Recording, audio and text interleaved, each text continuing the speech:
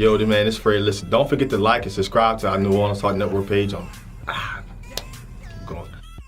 What's up, everybody? This is your boy Fred. Listen, don't forget to like our page on YouTube, FanView, Facebook, FanView, and on Twitter, FanView New Orleans. Holla at you, man, and the app with us, and we gonna make this thing on the pop with New Orleans Talk Network. With real fans talk about real Get it, sports. G. And not only sports, it's everyday activity and life, man.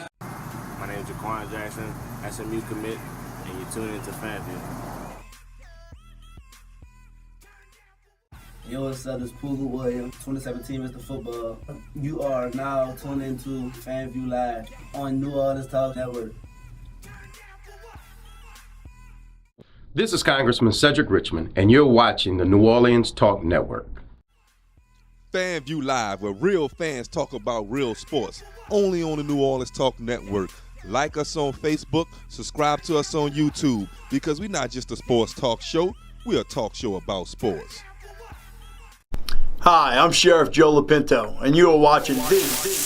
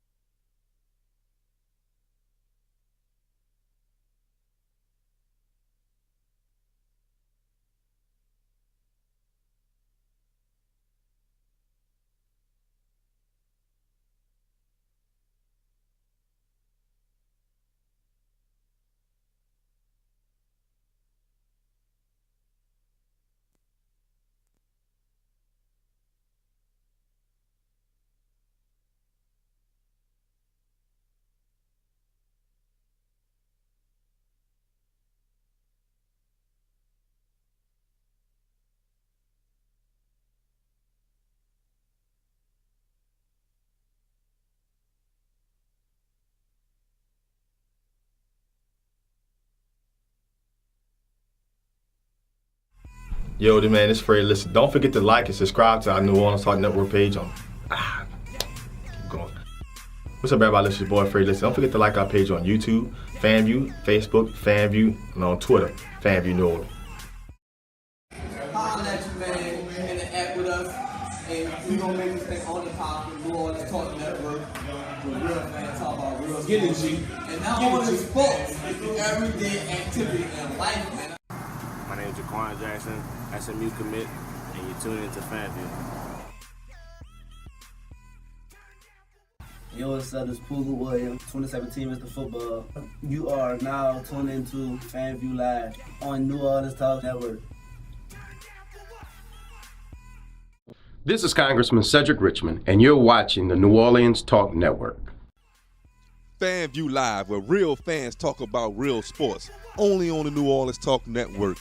Like us on Facebook, subscribe to us on YouTube, because we're not just a sports talk show, we're a talk show about sports. Hi, I'm Sheriff Joe Lapinto, and you are watching the New Orleans Talk Network. Yo, man, it's Fred. Listen, don't forget to like and subscribe to our New Orleans Talk Network page on. Keep going. What's up, everybody? This is your boy Fred. Listen, don't forget to like our page on YouTube, FanView, Facebook, FanView, and on Twitter, FanView New Orleans. Holla at you, man, in the app with us. And we gonna make this thing on the pop with New Orleans Talk Network. With real fans talk about real sports. And not only sports, it's everyday activity and life, man. My name is A.K.A. Jackson, SMU commit, and you tune into FanView. Yo, what's up? It's Pooga Williams, 2017 Mr. Football. You are now tuned into FanView Live on New Orleans Talk Network. This is Congressman Cedric Richmond, and you're watching the New Orleans Talk Network. FanView Live, where real fans talk about real sports, only on the New Orleans Talk Network. Like us on Facebook, subscribe to us on YouTube, because we're not just a sports talk show, we're a talk show about sports. Hi, I'm Sheriff Joe Lapinto, and you are watching the New Orleans Talk Network. Yo, man, it's Fred. Listen, don't forget to like and subscribe to our New Orleans Talk Network page on. Keep going. What's up, everybody? This is your boy Fred. Listen, don't forget to like our page on YouTube, FanView, Facebook, FanView, and on Twitter, FanView New Orleans. Holla at you, man, in the app with us. And we gonna make this thing on the pop with New Orleans Talk Network. With real fans talk about real sports. And not only sports, it's everyday activity and life, man. My name is A.K.A. Jackson, SMU commit, and you tune into FanView. Yo, what's up? It's Pooga Williams, 2017 Mr. Football.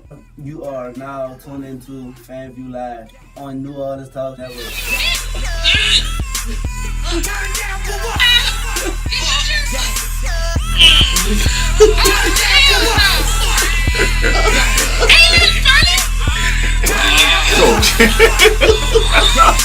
Oh, snap! You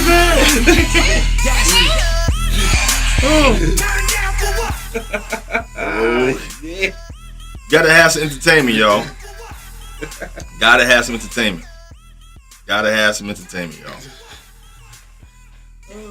My apologies. Oh, welcome everyone. Welcome. FanView, Real Fans Talk Sports, New Orleans Talk Network. Well, hold on. Hey T, we live? Oh. Okay. Listen, this is your boy Fred. Coach Aaron K. Hint. Man, listen, we got a lot to discuss tonight. Before I get started, y'all know what I like to do. I give a shout out and salute to the armed forces, the military, the Army, Navy, Marines, Air Force, Coast Guard, first responders, local police department, local fire department. Thank you guys from the bottom of my heart. If no one gives y'all a shout out and support each and every week, FanView Live will do it each and every Thursday. Again, like the page FanView Live on Facebook, like us also on Instagram, FanView Live, like us on Twitter at FanView NOLA. Again, also subscribe to New Orleans Talk Network. If you're on the internet anywhere, go to NOTN Talk on Instagram, on Twitter, go to FanView, go to NewOrleansTalkNetwork.com. Go to New Orleans Talk Network on Facebook. You can interact with not just our show, but all the rest of the shows on New Orleans Talk Network. But we got a lot to discuss in sports. A lot of rumblings going on. OBJ, we'll talk about Odell Beckham and the New York Giants. LeVeon Bell finally becoming a free agent. Steelers are not going to transitional tag him, so he will be available free agent. We'll talk a little Pelicans with AD and the new GM search. But we got to start off with the hottest topic going around in sports right now. Zion Williamson last night, within the first minute of the game, ripped his shoe, had an injury, didn't come back to the game against North Carolina. Obviously, people know the game. From that point on, North Carolina won. They beat Duke in Cameron Indoor. Celebrities in the house. King Griffey Jr., President Obama, Spike Lee were all in attendance last night. This is the name of a few people who was in attendance at Cameron Indoor to see Zion Williamson and the Duke Blue Devils play against North Carolina, which is one of the biggest rivalries in college basketball, if not the biggest rival in college basketball. But here's the question we posed to everybody. Should Zion Williamson now sit for the remainder of the season at Duke? And also, Vegas put out there a couple of days ago that they got to wait. They got a bet that Vegas says Zion Williamson will be the 95%, the first overall pick in the NBA draft. We'll discuss that also. But Coach Hen, do you think Zion Williamson, after this injury, should he sit for the rest of the remaining season at Duke? Nah, I mean he's not injured. He came back in the tunnel, put on some new shoes, was running, jumping.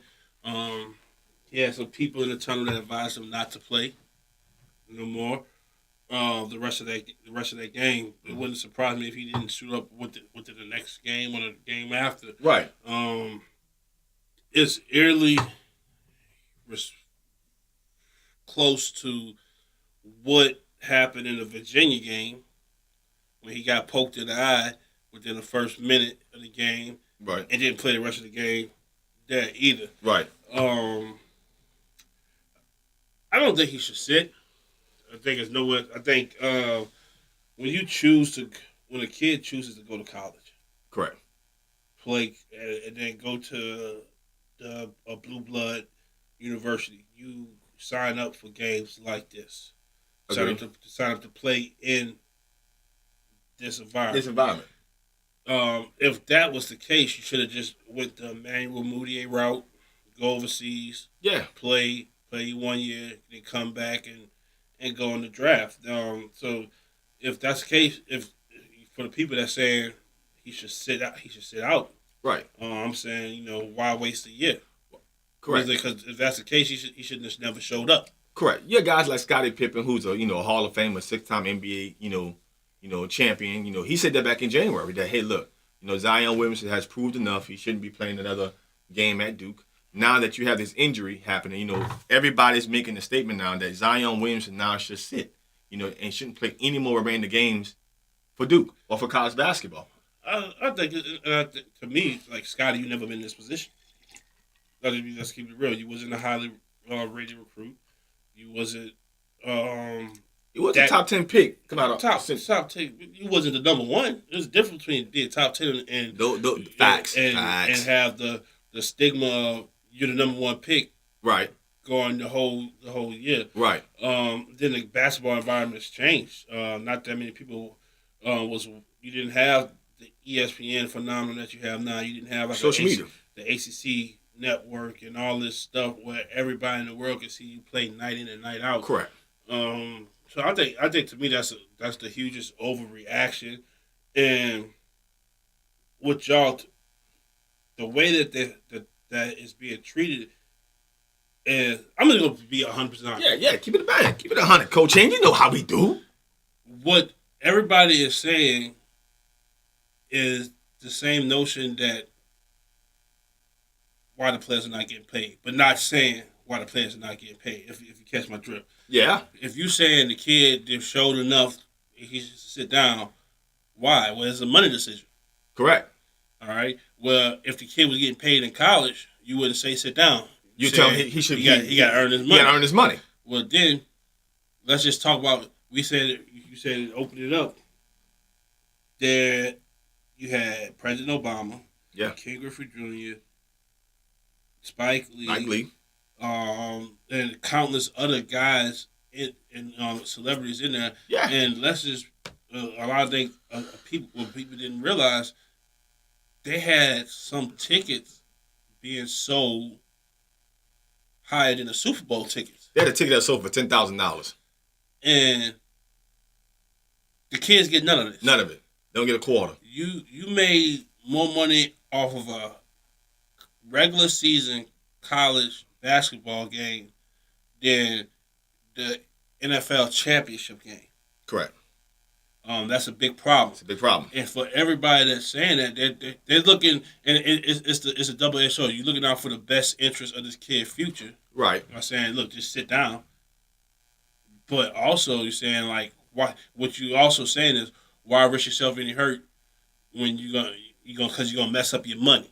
Correct. That's what you're saying. You're talking about the kid's future. Correct. Yeah, and that's what you're saying that without saying it. Right. And if this is the topic, why not just pay the kids? Pay the kids.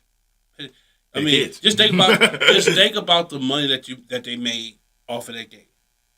They made more money in that game than I think college basketball has ever made in I don't know ever for one basketball game. And here's the thing.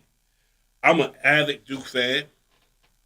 I'm not one of those fans that never been to the arena. I've been in Cameron Indoor many a times. And it's not big. No, it's a small place. It's not big. It's a small gym. And if you think I'm lying, if you want to figure out what Cameron Indoor is like, it's a hot box. Picture for our New Orleans viewers. Picture L.W. Higgins auditorium. Mm-hmm. Take the staves away and put the same exact seating from the bleachers to the upper level on that side, and behind both back guards put bleachers up to the roof. Of the roof. That's Cameron Indoor. Right. It's not like the Rump. It's not no big. It's not a big elaborate. It's not a big arena type deal. It's not a big gym. It's not a big arena. And that's what you honestly get. Yeah. So you done made all this money in that small arena. Correct. So you realize something is wrong with the way the landscape. Right. The landscape of what's going on. Correct. And I think that's the bigger focus. Everybody's talking about the shoe, the this. You got Nike coming out. We got to check up on it. Yeah. Let's just keep it 100. If a kid at Southern University blow out his shoe, nobody's talking about it. Correct. But since it's Zion Williamson, and Duke has a contract. Duke has a contract with Nike, and then you also have the game, right, that it was being played. Mm-hmm. Now it's like, hey, what we do? Right. I will also say this. Just to add to what you're saying, Coach N. Now we in action. Right. To add to what you were saying, Coach N. I would definitely say this. Here's my take on this.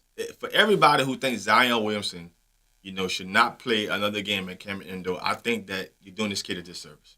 He signed up to play at Duke. He signed up to play basketball. That's what he came. That's what he signed up to do. That's what he came to do. This is what he's going to do. And at the end of the day, I think it's a disservice to the program. And I'm not saying he owes the program anything. But what I am saying is that finish what you started as a young man. First of all, we're talking about the rest of your life. Let's get the facts straight. You've proved enough, whether you have a significant injury or a minor injury, that you are going to be a top draft prospect in the NBA draft. From a basketball standpoint, you're going to get what is due to you. Zion Williamson will be a top 2 pick in his NBA draft. That's the facts. What I'm getting at is, what you're looking for from a basketball position, that's going to come to you. Finish what you started with your teammates if you're healthy enough to play. Because here's the facts. There's a lot of people who will say that you should not play, but looking back in hindsight, as a grown man, Coach, you played collegiate football. Mm-hmm. Man, if you had a chance to play, I'm saying, when you're an athlete, you got a chance to play, in a bowl game or something of that magnitude, man, you get to reflect on that as an older man. You know how many college athletes who play football right now who didn't play in bowl games gonna start to reflect on that a decade from now? That, man, at my last chance to play for my university, man, and play college football, I didn't really play. Because see, this is different. The bowl game is at the end of the season. Right. It's at the end of the season.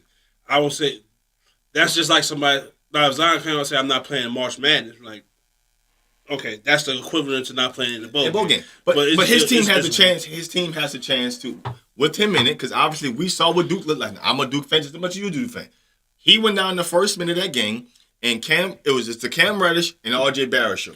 We didn't really see much of anyone else involved in that team trying to beat North Carolina. And see, this is the thing. This is that AAU circuit meets young, the young fresh out of high school versus an older team. Now, Carolina is not that much older, but they're older than Duke. And everybody that plays sports can tell you, when you young and you see your guy go down, right? When you see your guy go down, especially early on, yeah, you automatically like, oh, and it take you a while to wake up from that, right? And you can tell by the way they were playing, all the 3-points. Nobody wanted to drive because anything physical they didn't want nothing of, right? Because they were shook that they big physical, and let's face it, he's the biggest, most physical guy on their team. And he went down on a freak accident. Correct. And that shook them. Right. And then North Carolina, they bread and butter this year is pushing the pace, running up and down. They run down the court. So it fell into their hands. Because I've seen a lot of people saying, like, when you had 4 of the top 10 players on the team, and let me say this: North Carolina last year and this year recruiting class is not as good as Duke, but they on par. But their players are staying. If May go down, right, in the 10 seconds right after the Zion go down, that's a whole different North Carolina team. Well, here's the deal: no one's talking about North Carolina beating Duke, because obviously when you beat Duke without a Zion Williamson who started that game, it kind of puts an asterisk. It puts an asterisk on it. It's the biggest rivalry in college basketball. It puts an asterisk on it. He wasn't able to play out the game. No one's really talking about the game, but we are talking about Zion. Should he continue to play? I think if healthy, I think he should play for Duke. I'm not like everyone else in media saying, man, you should not play no more college basketball. You proved enough, man. You're going to be the first overall pick. Hold on. If you're healthy, play ball. Play ball, man. Go play basketball. And this is my thing. Because it's totally different from football. It's totally P.J. different. Brown said, you right here. Because this is the thing. Let's use Greedy Williams. Right. Greedy Williams played cornerback. He's going to be the first corner taken in the NFL draft. Well, not only does he have to cover receiver, he got to come up and make tackles on running backs, all that stuff. So let's say Greedy Williams is having a phenomenal game. Let's say the game you see going back and forth like it was, and Greedy comes up to make a tackle, and while he's coming up to make a tackle in the third quarter, he tears his knee. Right. In a game that really means nothing for him. It has no value. The game had no more value for him. It has no value for him. Right. It's nothing that he could have did in that game that would have been like, oh, you stunk it up. You had a bad game. You're a third round pick. There's nothing that he could have would have did that would have stopped him from playing. Right. And like I said, that was the last game of the season for them. Right. You still got the rest of this. You got the rest of the regular season. You got the ACC tournament. And you got the March Madness. You got the NCAA tournament. Right. You got so much more basketball to play. It's not like what happened to Michael Porter Jr. Correct. And let's think about it. For the people that said that Zion should sit down, nobody was saying that when Michael Porter Jr. got hurt in the beginning of the season. Right. And he was trying to make it back to still play for Missouri at the end of the season. Nobody was like, man, you should sit down, you should call him. They still wanted him to play. Why? Because they felt it was obligated for him to play. What's the difference? Because Zion showed you what he could do. Right. And he showed you he could do a bit more than what people thought he could. Correct. If like I said it earlier. If the people that saying that is the same people that know it's wrong to not pay these kids. That's what it is. Because what you're trying to do is you're trying to advance a collegiate kid into the professional ranks right now. Right now. You pretty much acting like his agent when it's illegal for him to have an agent. Correct. You making decisions for him. You making Brandon and all this type of company. Think about it. Nike took a big hit last night. Yeah, your shoe ripped in half. And then think about it like this. People also were talking about like, well, we know Nike is not going to get that deal for him coming out in the draft. Like, What? you don't know. You don't know what's going on. It's so much. You don't know what's going on. And all I'm thinking is that it goes back to what Scottie Pippen has said. You living your life through him. Scottie Pippen is a Hall of Fame basketball player. Yep. We all know what he do. 6-time NBA champion. But let's face it, he's not near about the athletic specimen that Zion is. We had the conversation me and G had last week. Zion Williamson is probably the most freak of nature athlete he thinks he's seen. Freak of nature for basketball. Well, this kid is a 6'8" kid, 280 pounds, and you look at him and what he can do. He's flying. He's flying. He's flying. I mean, we talking about windmill. We talking about 360s. We talking about anything, any dunk you think a guy of that caliber can do, he can do and make it look explosive. To me, he's what Darryl Dawkins was and Dominique was. But bigger. What? Yeah, Yeah, he's bigger. Darryl Dawkins is bigger and taller. Right. So it's like you expect that. But the stuff that he was doing, like, wow. But for of this generation, you don't. This dude is doing stuff that Vince was doing. And Vince is easily 100 pounds, and maybe a foot shorter than him. Yeah. No, well, not a foot, a couple of inches shorter than him. He's doing this. He's what LeBron was when he first came in the league. Yeah, but bigger. Yeah, but bigger because LeBron was like 220. Yeah, this dude is 280. Now PJ Brown said Paul George ain't gonna sell too many shoes to them. And GSportz says this: Nike will recover from this.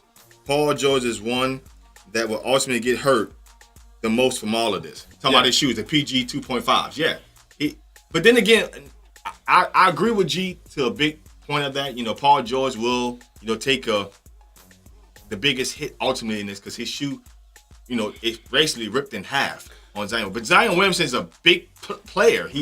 But see, that's my thing. I don't know how much of it Paul George that shoe would take because immediately, like some of the guys, like I'm not a sneakerhead, so I really don't like. I'm not one of the guys that get the only shoes I can print out for show are Timberlands and G Nikes. Here you go. I don't care about shoes. I wear slippers everywhere, baby. But the one thing that I kept seeing come on time and time again was, man, Zion should be wearing some LeBron type shoes because those shoes are built for somebody his size, his weight, right, to do the things that he's trying to do. And Paul George, you look at it, and that's the thing about a signature shoe. When you get a signature shoe, they detail the shoe for you. So so that shoe, like everybody that's why I be when I see a 300 and I'm 300 pounds even. When I see somebody like 350, something that's trying to stuff their feet in some Jordan, like they look stupid on you. You just wear them because they Jordans, but they were built for Jordan body size. Right, Jordan is 220. You know what I'm saying? Right. That's why I used to laugh when I also seen like smaller guys wear the Union, the Union. The Union, yeah. Like, man, look, they bulky on you. Yeah. You just got them because you seen the rapper in them. Right. But they not for your body size. They're not for your body size. And that's the thing. Just think about it right now. I've never seen KG. I never seen Shaq play anything other than Shaq's. Right. Now I know he got Jordans, he got everything, but he played in the shoes that was tailor fitted for him. LeBron's a Nike guy. Yeah. So he has access to. Right. I know they wore Paul George shoes this time here. I recall them one time wearing Kyrie shoes. G also says, I'm a Paul Zion chose Paul George shoes on that stage anyway. That had to be a favor. That's what we talking about. Me, man, look, you that big. Paul George called Nike, man. What's up, dog? And then he called Coach K. Yeah. But that's it. That's the thing. I'm that big. I'm that big. I'm that strong. I'm looking at somebody else's body size. The only person that body size that fits you is LeBron. Unless you want to wear some Kawhi's or some boogies. I don't know if he want to wear boogies because I recall them wearing Kyrie's at one point in time. And that one, and I can see that because look, that's a alum. Right. That's a I alum. recall one of Kyrie's with them. But man, I'm back on the same notion of again. Here's the question, everybody who's still tuning in. You know, should Zion Williamson sit the rest of the season? I look at it as, man, this kid should play. I think if healthy, I just think that, man, there's so much. Again, there's so much to play. Too much basketball left. Too much basketball. You still got more of the regular season to play left. You got the ACC tournament. You got the NCAA tournament. I mean, and that's what you signed up. That's what you signed up for. That's what he signed up to play for. Because I just think about like a lot of the hot NBA players that's out right now in the league. Right. Only 2 of them. All right, if you list the top 10 players in the league, there's only 2 players that had that magical NCAA tournament, and that's Steph. Yeah, and Davidson. And AD. Yeah, if you're looking at top 10, yeah. The top 10 players. Yeah, those 2 guys, yeah. You know, and that's the thing. That when you, especially like for guys in our generation, you know, you seen the like wow, like because as good as KD was, when KD got to the tournament, like what, it was 2 games and they was down. They was out. They was out in the second and round. He had what? Who? Him and DJ Augustine went on team together. Okay, I'm about to, yeah. Him and DJ Augustine. You know what I'm saying? PJ Tucker could have been there too. PJ Tucker could have been too. Yeah. You know what I'm saying? It was like, man, wow. You know what I'm saying? But then I also think back to when Melo played, and like Melo was just phenomenal all year. He just didn't have that one tournament. You know him. But Hakeem Ward had a hell of a tournament. Yeah. You know, back to when Marcus Camby was playing. You know, all right, and so you know that's our generation. He grew up watching the Melos play. You know, he was a little kid watching the Melos and all that stuff, the Stephs and AD and all that stuff. So look, if you Kemba Walker, Kemba Walker, that's another one. That's a hell of a one. If you didn't want to go through this, then why he signed up? Then you would have went overseas. You would have went overseas. He wanted to play in Cameron. He wanted to play for Duke. And he signed up for when you sign for college basketball, he signed up when he signed up to play for Duke. He signed up for those games, and he signed up for the NCAA tournament. Listen, he signed up for that game. Listen, here's my question, everybody, man. See, PJ said he wore Kobe's collars. I'm saying, PJ, you're bad. But you know what I'm saying? He that shooting Kobe, guard, baby. You know what I'm saying? He that shooting guard, small forward type. So, you know, he get away with it. Now, PJ also says this. If Zion sits, it will bother me and change my view on him some. All the basketball that you have left, are you not competitive or love the game enough to go out and give the best while you are willing and able? He should play. PJ, I'm with you. I just think about all of guys that was for sure like top picks. Top picks. Derrick Rose could have set out. Exactly. He took, you know what I'm saying, and, you know, they went on that run. John Wall could have set out. They just couldn't shoot free throws. Right. They would win a national championship. But DeMarcus Cousins came out and said if he knew better now that college basketball is bullshit, you know. But again, he had a heck of a tournament run. Yeah. Him and John Wall and Eric Bledsoe, they had a great run. And Deron Lamb was on that team. Yeah. I mean, so you start looking at some of the guys that had a heck of a tournament. Jaleel Okafor, they wanted that Duke. But it was more the Justin Winslow. Yeah. And, Tyrus Jones. But it just that's what you signed up. That's what you signed up for. If you knew there was a chance of getting hurt, that's what everything. Hell, you wake up, if you step out of bed wrong, you getting hurt. Right. You know, but that doesn't mean we stay in our bed all day. Exactly. You know, so look, he like I said, he was in a tunnel last night with another pair of shoes on, running, jumping, to convince the people he could still play. His parents were there. They had some other people there. I don't know who were the other people. You know what I'm saying? They were like, look, you gonna get a chance to play him again.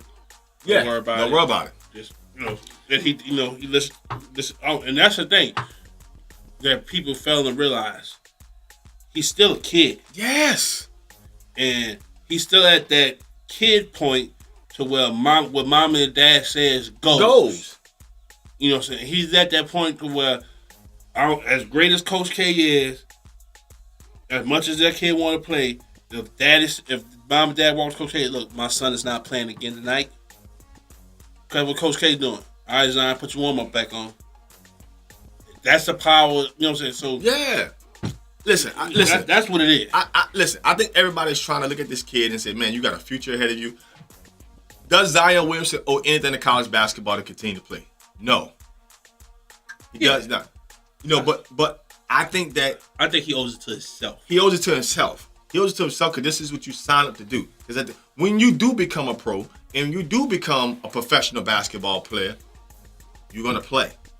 Because you agree now, you have a contract to play now. You're going to play. You're going to play on winning seasons. You're going to play losing seasons. Well, speaking of losing season, let's just move to the next topic. Should he be the number one pick? Should he be the number one pick? Whew. I think Zion Williamson has done enough to be the first overall pick, and it's just for me, except for one team. I think if you're one team who got that pick, and it's only because of need only, I think if you're the Phoenix, now granted, I wouldn't want to be this general manager. If you're a GM, I think picking Zion Williamson is it doesn't take you an expert to make that pick. And if it didn't work out, hey, you got fired, but you picked Zion Williamson. If you're the Phoenix Suns, I think you are pressured to take Zion, but your need is John Morant out of Murray State. You need a point guard down there in Phoenix. I think that if you look at what they drafted of late, you drafted DeAndre Ayton last year. A few years back, you drafted Devin Booker. Then last year, prior to DeAndre Ayton, you drafted Josh Jackson. And granted, it's still a young basketball team, but there's no point guard there whatsoever. You look at John Morant and what he's doing at Murray State and how he's playing basketball. And again, I'm not saying that he's going to change the point guard position by any stretch of the imagination, but I do think that he can come in and have an impact like Damian Lillard had an impact at the position. And you say to yourself, man, it's just a need. I think if you're the Phoenix Suns, you're caught in a jam.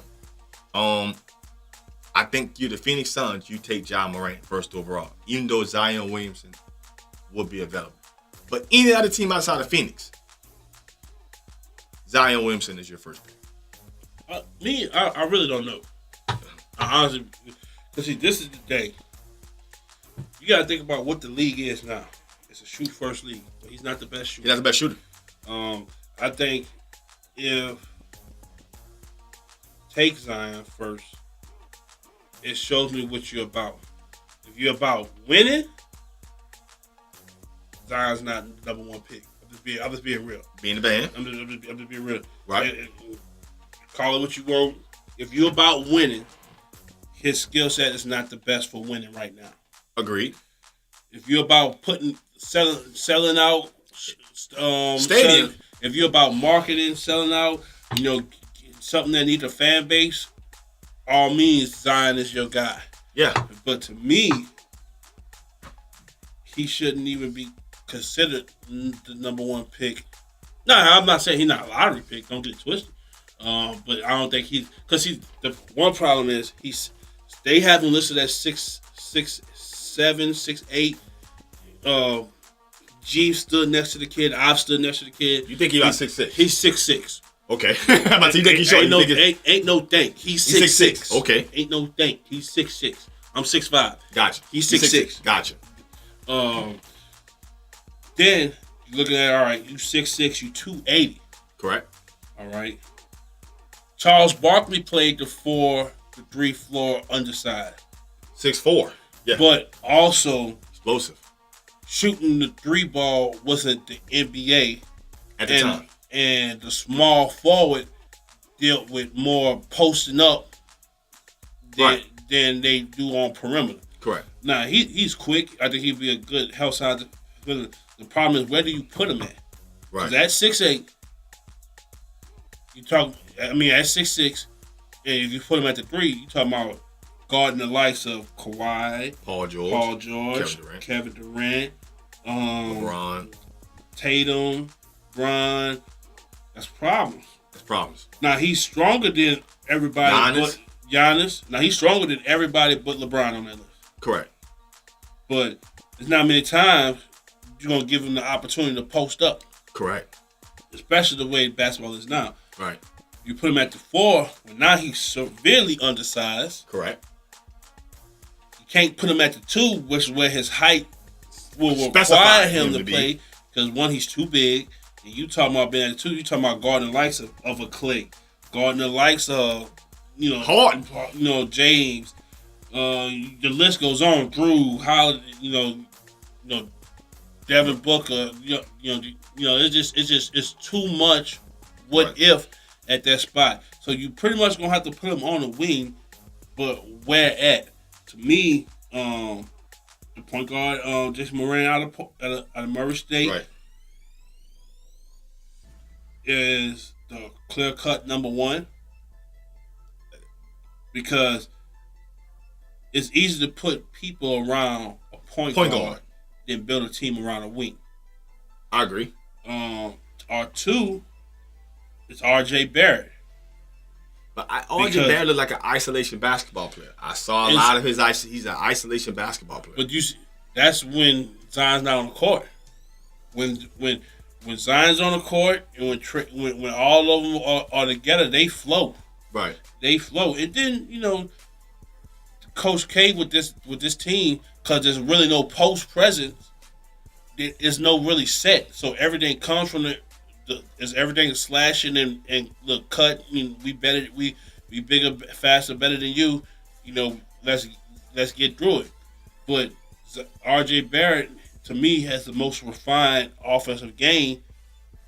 That's like he already can shoot 3. He already is a mid range, and he already is willing to drive. He's playing his position. That's we can build around that. You know what I'm saying? If I'm looking, the only person that he would, to me, that you wouldn't, the team that wouldn't pick him would be the Suns, because you got Devin Booker and you got Josh Jackson. Yeah. So you don't want to, that's too much. That's too many people playing in that same guard/wing position. But other than that, those 2 are the ones for me at the number 1 pick. So you be the GM that would take, if you, let's say for example, if you're the New York Knicks and you got the first overall pick, you be the GM that may take a R.J. Barrett or a John Morant, 1 overall. But see, this the only thing that I hate about NBA that NFL does better. NBA free agency don't start till after the draft. The draft starts before in the NBA. NFL free agency starts before. Correct. See, like if I know, like if let's say if this is Knicks, right? All right. If I'm the Knicks and let's say I know I get Kevin Durant. All right. So I get Kevin Durant. I get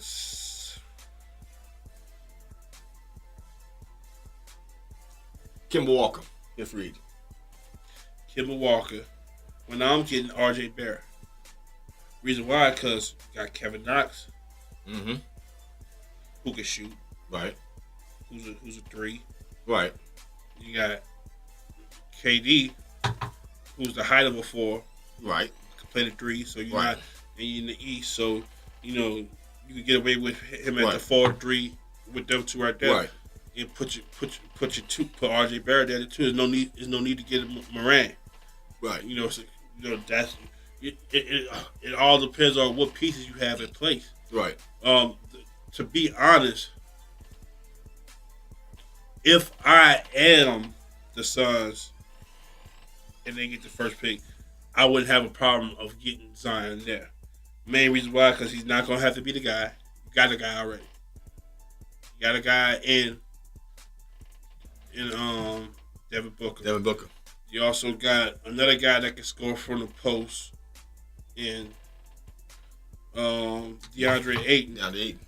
You got Josh Jackson, who can play, who plays the 3. So you can get away with Zion being at the 4 there because you got height in the middle with DeAndre Ayton, and he's a uber athletic kid, and you can find he won't be Jason Moran, don't get it twisted, but you can find you a solid point guard later on. Right. I just looked at when you got the Phoenix Suns, they got a lot of pieces in place. And John Morant, they need a point guard desperately. But see, my thing is that if I'm an NBA GM, man, you on the clock. You got to know that Zion Williamson is box office. He's going to sell out arenas. So it is a business decision because at the pro level, I do think about business. You got to think about how many people you're going to fill this arena up with, how many ticket sales you're going to get, how many primetime basketball games you're going to get. That first overall pick, is not only just a basketball decision, but it's also a decision about business. How many times we can get primetime television games and all those things. I really don't think so because just think about all of the busts at the number one spot in the NBA. Yeah, they from the Kwame Brown to the Anthony Bennett. And like I said, but they wouldn't Zion Williamson. Or at least they don't have the exposure of that kid. What you talking about? All right, Kwame Brown. Who the number 2 pick behind Kwame Brown? I don't remember. There's somebody way better. I 2001 draft class. I don't remember. I can look it up. Prime example. I give it to you. You got the draft of Brian winning. Yeah. Brian went 1. Darko won 2. Why? Because Melo was clear cut better. Yeah. The Wade was clear cut better. Well, here's the deal. The Pistons didn't need a guard or a wing because they had Tayshaun Prince, they had Richard Hamilton, had Chauncey Billups. They had a solid team. So they picked Darko. No matter what, they had a whole starting five that they didn't need. Yeah, they didn't need. So you could have got Melo to be your 6th man. You could have got Wade to be your 6th man. You could have got Bosh to be your 6th. For those guys' careers, I'm happy that they didn't go there. You know what I'm saying? You know what I'm saying? You never know what would have happened. I mean, Darko was just a complete bust. He got like maybe 3 minutes a game. His career there. Yeah, but I think those guys wanted to be the brand that they became. I think they ended up in the right spot. But see, that's the thing. You don't have no control over it. Yeah, you get people, you get picked. My thing is, in the NBA, they want a winner. Because when they selected the Greek Freak, everybody was like, man, who the hell is that? Yeah, but Giannis had to get developed. He had to get developed. But look at him now. Right. Look at him now. You could easily be the Phoenix Suns, the Sacramento Kings, teams that were before LeBron went back to Cleveland. You could have been a Cavaliers and just we selected the best guy that's available. They wasn't selling out arenas. I think Zion Williams gonna sell out arenas for that one season. Then after that, it's over with. That's the fact. We got Anthony Davis. We wasn't selling out until we got good. Right. That's just the belly of the beast when you talk about NBA basketball. That's just all it is to it. Well, I don't think because see, if you're a small market team, a Zion Williamson won't help you, especially if you're sorry. Well, I mean, I don't think he's going to help you win category, but let's take a team like Cleveland.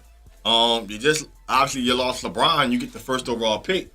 I mean, you got a lot of needs, so you might as well take Zion because I think Zion is going to help you get primetime games. I think if you're an owner of a team, that's the thing. I don't think owners really be caring about the prime because the thing is you're gonna get a revenue share, whether you get the primetime games or not. The money comes when you hit the postseason. You got to get to the postseason. Is Zion Williamson gonna help you get to the postseason next year? I think he'll help you fill out your arena. That's the thing. I think Zion Williams gonna help you fill up your arena. You went got Sexton. Yeah. Go get RJ Barrett. Now he got a running mate. Play ball. I mean, that's the thing. It shows me a lot about who you are if you take him number 1. That's just my opinion. So you thinking that he's not the clear cut? No. Number 1. I mean, it's too many what ifs. Right. Too many what ifs. It's too many things that have to live out due to his ability. It would have to. I would say this about Zion Williamson because I'm a big Duke fan and I watch basketball. Explosive, freaking nature, man. Zion Williamson has it. I think if his game develops, there's a lot of things that he can do. He can eventually do what a lot of other people do, but they won't be able to do what he can do because he's an explosive athlete. Mm-hmm. But if you look at him as a basketball player and to take the explosiveness out, he doesn't shoot the ball well. He's not a great ball handler. There's a lot of things about when you talk about this basketball, he's not good at. He's very average. So why do that to yourself? Because this guy sells tickets, man. That's what I'm saying. And see, that's what I'm saying. It will show me a lot about who you are. If you're like, man, I'm taking him. I know you just try to sell tickets. So you're gonna rent him for that 3-4 years, and then he gonna leave and try to go win. Right. So nobody's gonna sit there and keep getting their head busted. That's the problem. If you just that's where I'm at with it. It's one of those cases where I think that whatever he can become, he can. To me, the best way. Can he be a franchise player? No, and that's the problem. Woo! You made a big time statement there. Oh, I mean, he got. I'm not. Well, you never know what can happen. Yeah, what can happen? But as injuries can happen. Whatever. As of right now, no. I mean, to me, he was what Blake Griffin was when he was coming out. You thinking the same thing I'm thinking? Wow. He can handle it, but he can just. You thinking the same thing I'm thinking? Wow. He's explosive. He can jump through the gym. He can do a lot of different things. Right. Yeah, but think about it. The Clippers had to go get. Think about what the Clippers did. They went out and made themselves better. They went out and got Chris Paul. They went out, got Jamal Crawford, got a better coach. You know what I'm saying? JJ Redick. And, right. They went and made the effort to make themselves better. Right. But they had a winning record when Blake wasn't playing. Right. It's just a pure publicity thing. And my thing is, if you win, you become relevant. Right. You eventually get your players. Right. Chris Bosh left. The Raptors was not a soul talking about him. All of a sudden they hit gold with DeMar DeRozan. They signed Kyle Lowry. DeMar Carroll came over. All of a sudden, then the East Coast Friars 2-3 in a row. Now, they go get Kawhi. Your people satisfied. Yeah. They didn't sit there like, all right, we're just gonna take the number 1 pick. We're gonna take the number 1 pick. We're gonna say Cleveland, on the other hand, LeBron left. Got Kyrie. You got Kyrie. Anthony Bennett. Wiggins, who didn't play for you. Tristan Thomas. And You had Dion Waiters too. Yeah, and then once LeBron come back, it's like, all right, now you got some assets to move to get some people you want. But then when LeBron leaves again, you're back sorry. Right. And it shows. So you'll be that GM that would not take and I would and that would be my reason. And then all you gonna say is, all you can tell me is like, wow, when All-Star Weekend happened, that guy won his dunk contest for you. That's cool. How many wins he help you get? And last I checked, a dunk still is just 2 points. That's true. But it's exciting. Bring them ratings. Ratings don't get you wins. I'm trying to win. And that's a difference. Some people are about winning. I'm that guy I'm about winning. Right. I want to win. You don't think Zion Williamson right now? Do the best for now. If I'm a team, let's just say for some instance, the Pelicans had the team, the Pelicans team from last year, and they had with the Pistons had a hell of a trade that turned into a second pick in a draft where they went into the playoffs. And I'm like, okay, AD. Hey, come on, Zion, let's go. Right. Now I'm like, yeah, you know what I'm saying? Yeah. So what you're saying is that if you're taking Zion Williamson, you're doing it to sell tickets, but you're not trying to win immediately. Yeah. You're not trying to win immediately. You got to have pieces in place. Right. To me, Zion Williamson would be the perfect fit for the Golden State Warriors. Somebody that, but this is what I'm saying. Everybody can shoot but him. Let them shoot. You know he'll go. His job is, look, crash the rebound, and your selling point to him is, look, go crash the offensive goal and get that fire put back. Get that dun-dun-dun, and he'll be satisfied with that. If you're trying to, he needs to go to where they already have pieces in place where he doesn't have to be the guy. If he's going to a place where it's a reason why he committed to Duke after R.J. Barrett and Cam Reddish committed. Reason why. I don't disagree with that part. Because if not, he would have stayed home. I would say this. I would not want to be that GM. If you're a team, like if you're a team like the Knicks, if you're a team like, let's say another team that's probably not gonna make the playoffs, Orlando. If you had that first overall pick and you don't take him, and he becomes a star, team man, and the guy that you took is, think he's quality guy? That's every draft. Yeah, but that's every draft. That's every draft. And my thing is, if I'm a GM, they're like, why you took him? Tell me why I should have picked Zion Williamson outside of ticket sale. Tell me why. Basketball reason on the floor. Why? Well, he could dunk. Okay, everybody. This is damn NBA. Everybody could dunk. Tell me why. Fuck, J.J. Barrera, short ass could dunk. Everybody can do it. Something else. Give me something else. Explosiveness, man. Give me something else. Give me something that's going to contribute to winning.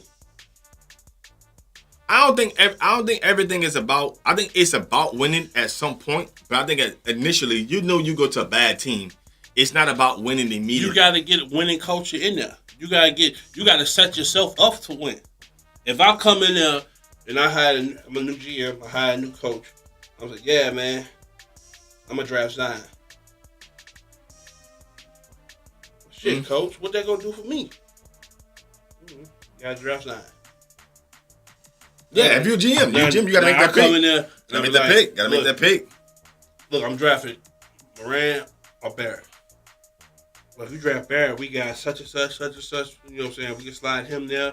Yeah, we can make something work. Right. I'm gonna draft Morant. All right, we got. Well, that gives us a point guard. Boom, boom. You know, I was the bench coach here, so you know he's a free agent, so I can get him to come here. They'll fit together. Boom, boom, boom. All right, let's go. I tell you, I can sell some stuff. I tell you, look, I'm drafting Zion Williamson. First thing everybody gonna say, man, it's Blake Griffin, Aaron Gordon all over. Oh, again. Uber athletic. But damn, what else can he do for me?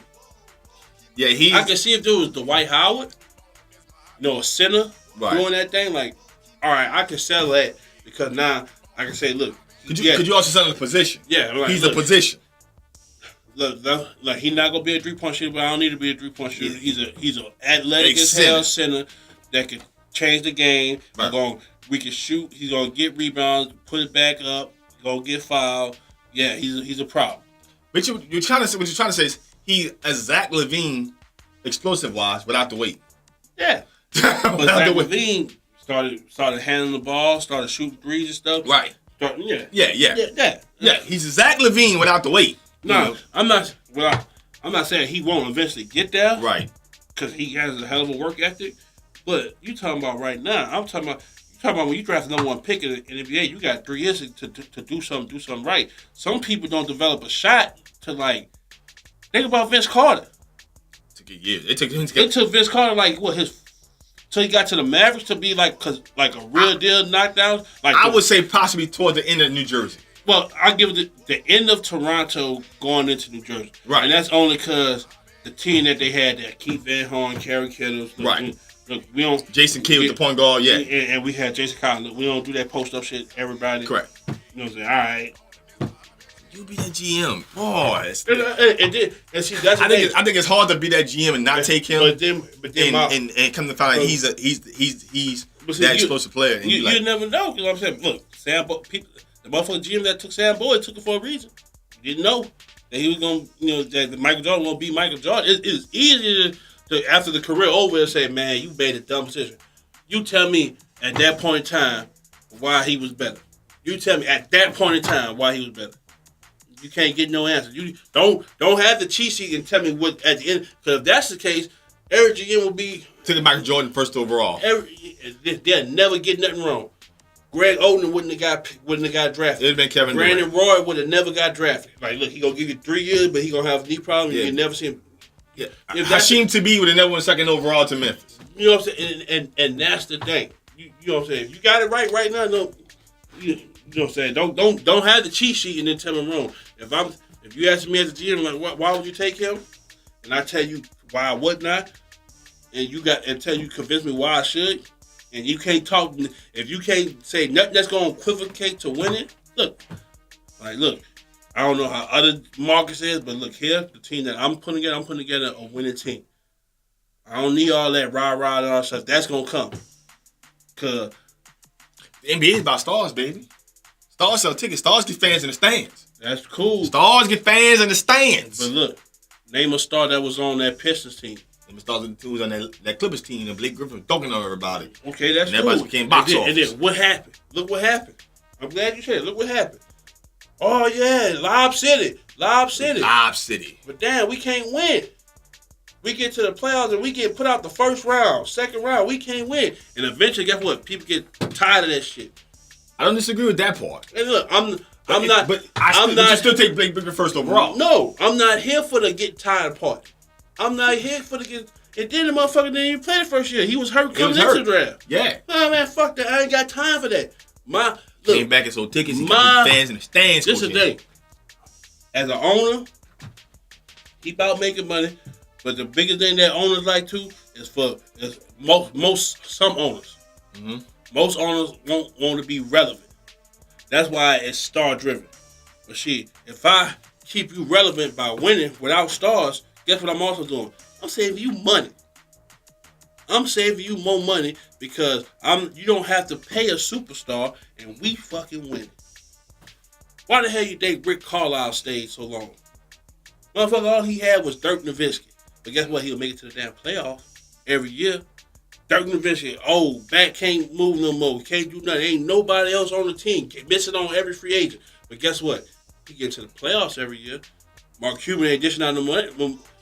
Yeah, he gonna say all this stuff in the media, but at the end of the day, guess what? He a businessman too. And when he look at, when they sit down and they talk, when they buddy talk, when he sit down and he talk to the owners of the Lakers and all these other prominent things, or like one of his good friends that he said, what's his name? I can't think of his name. The owner of what team? The Cavaliers. Dan Gilbert. He sat down talking like, yeah, man, we made it to the playoffs. Yeah, y'all wanna. It was the year that they beat Golden State. And he was, saying like, yeah, man, we finally got one. He said, yeah. He said, you feel good, huh? He said, yeah. He said, how does it feel paying that luxury tax? Well, he said, also, on top of paying that luxury tax, how does it feel paying Kyrie, LeBron, and Kevin Love? Trying to win, baby. Gotta pay. And he was like, yeah. Gotta win and pay. Gotta pay and play, baby. He was like, yeah. He said, I got the same one ring that you got, but I also ain't touched the luxury tax. And my highest paid person got $20 million. You got 3 people over that. And at the end, you got to think, these are businessmen. They ain't playing. So at the end, his bottom line is hurt. But if I can build you a solid winner. But I think at the end of the day, with Zion Williamson, because you saw it, man. Think about it, Coach. You saw Duke. You never saw a college basketball game got sold for $2,500. That's the difference between college and the pro. Box office. That's the difference between college and the pro. Because look, you got the pros sitting there like, yeah, we get that shit every night. Yeah, I don't disagree with that. So I mean, they not. You think they hurting? You think the LA like, yeah, they had Obama show up. Man, fuck, we get Jack Nicholson. We get all these motherfuckers show up every damn home game. I don't think the Lakers are gonna get that. I don't think the Lakers are gonna get that pick. Nah, they not. I'm just saying. You know what I'm saying? But if you're a team like Orlando, if you're a team like Cleveland right now, the Knicks, the Pelicans trying to trade Anthony Davis. I mean, whoever get the pick. I mean, like I said a few weeks back, you're in the Anthony Davis sweepstakes. You know what I mean? So I'm looking at certain situations. I'm saying to myself, man, Zion Williamson is up for grabs. You know, you got the first pick. You know, could he be the first pick? But see, and I just look at it like this. Like I said, you want to sell tickets or you want to build a winner. I'm taking the Danny Ainge approach. I'm building a winner. Because before I had a Kyrie, before I had Gordon Hayward, before I had Alex Ofer. So I got you now. I made the right moves. What? I drafted the right people for me. I ain't get the sexy pick. Guess what? Jaylen Brown wasn't sexy. Right. Everybody like, man, why the hell you drafted him? Yeah. Out of Cal. Like, look what at are you me. doing? Look at me. Look at him now. Tatum wasn't a sexy pick. Look at me. Tatum wasn't a sexy pick. I tell you, but Tatum was not a sexy pick. Look at me and look at him now. Man, you got Isaiah Thomas, your number one. Because he had the first pick. He traded that pick He flipped it.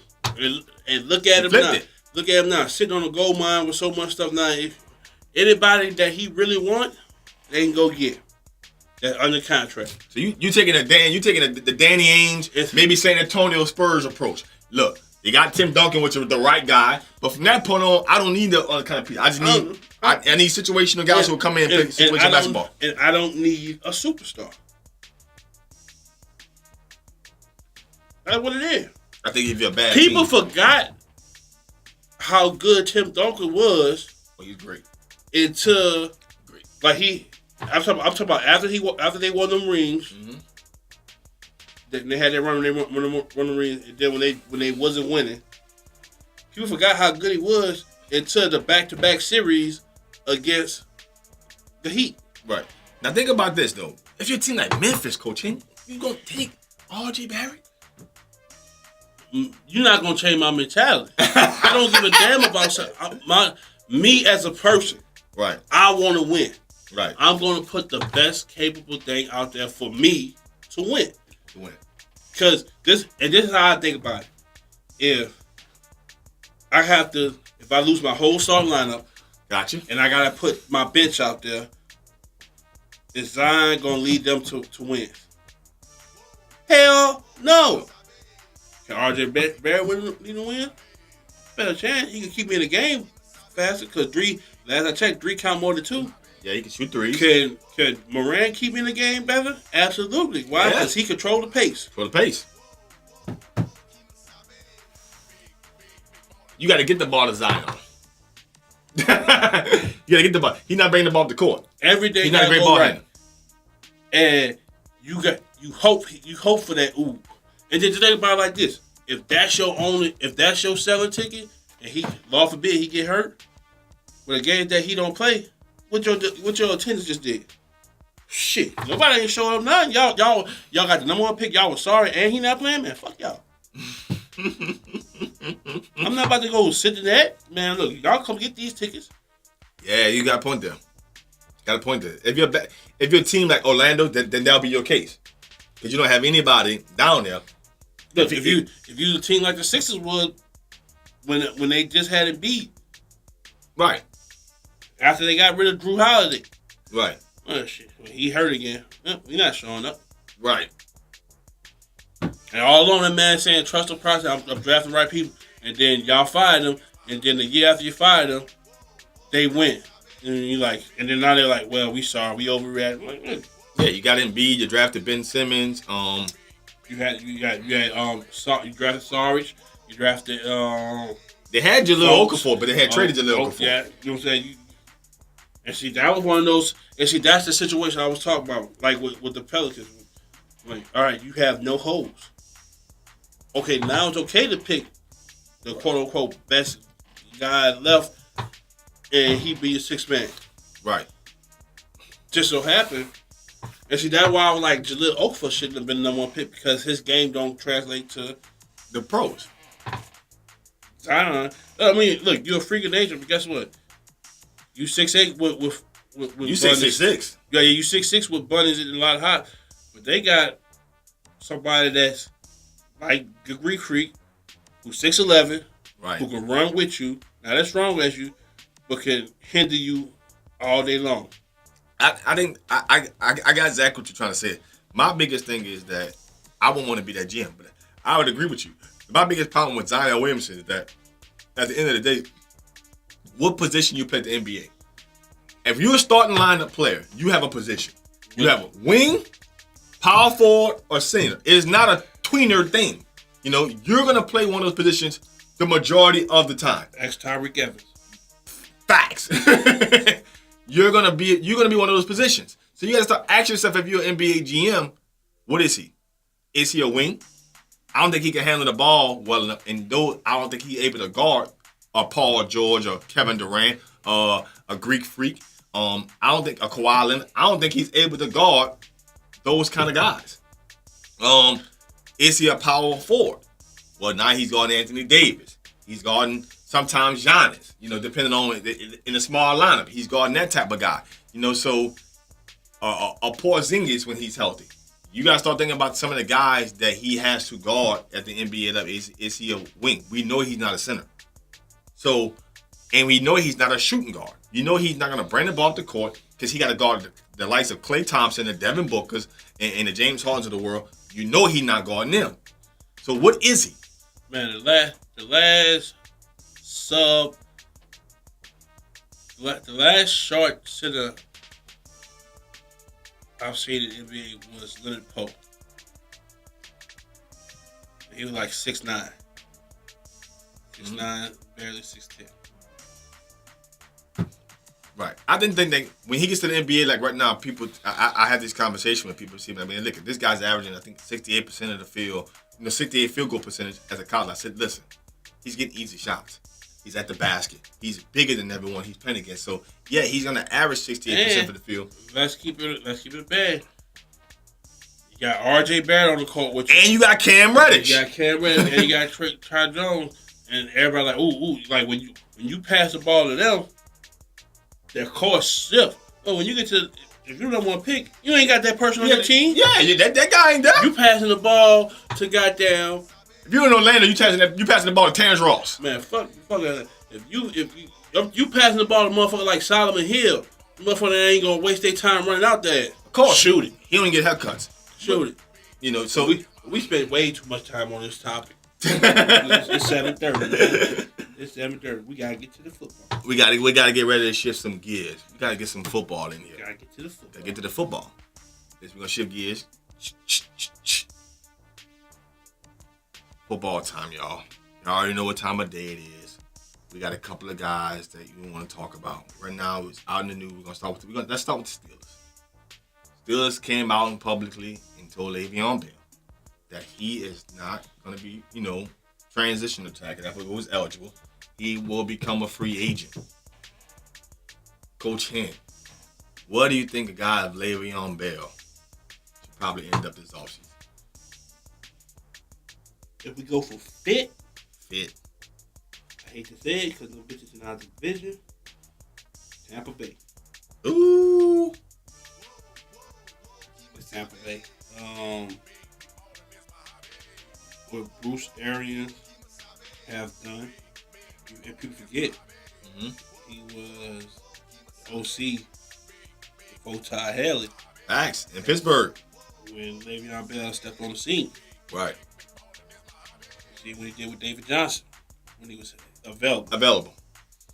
You get somebody like that with Mike Evans, with O.J. Howard, with Deshaun Jackson. Man, who's a free agent? He made. You know what I'm saying? That was the first person that when Aaron got the job. But if you could re-sign Adam Humphries, who I like, and Chris Godwin, who I like too, solid team. That's but if it come down to he didn't sit out a year for fit. Sit out for money.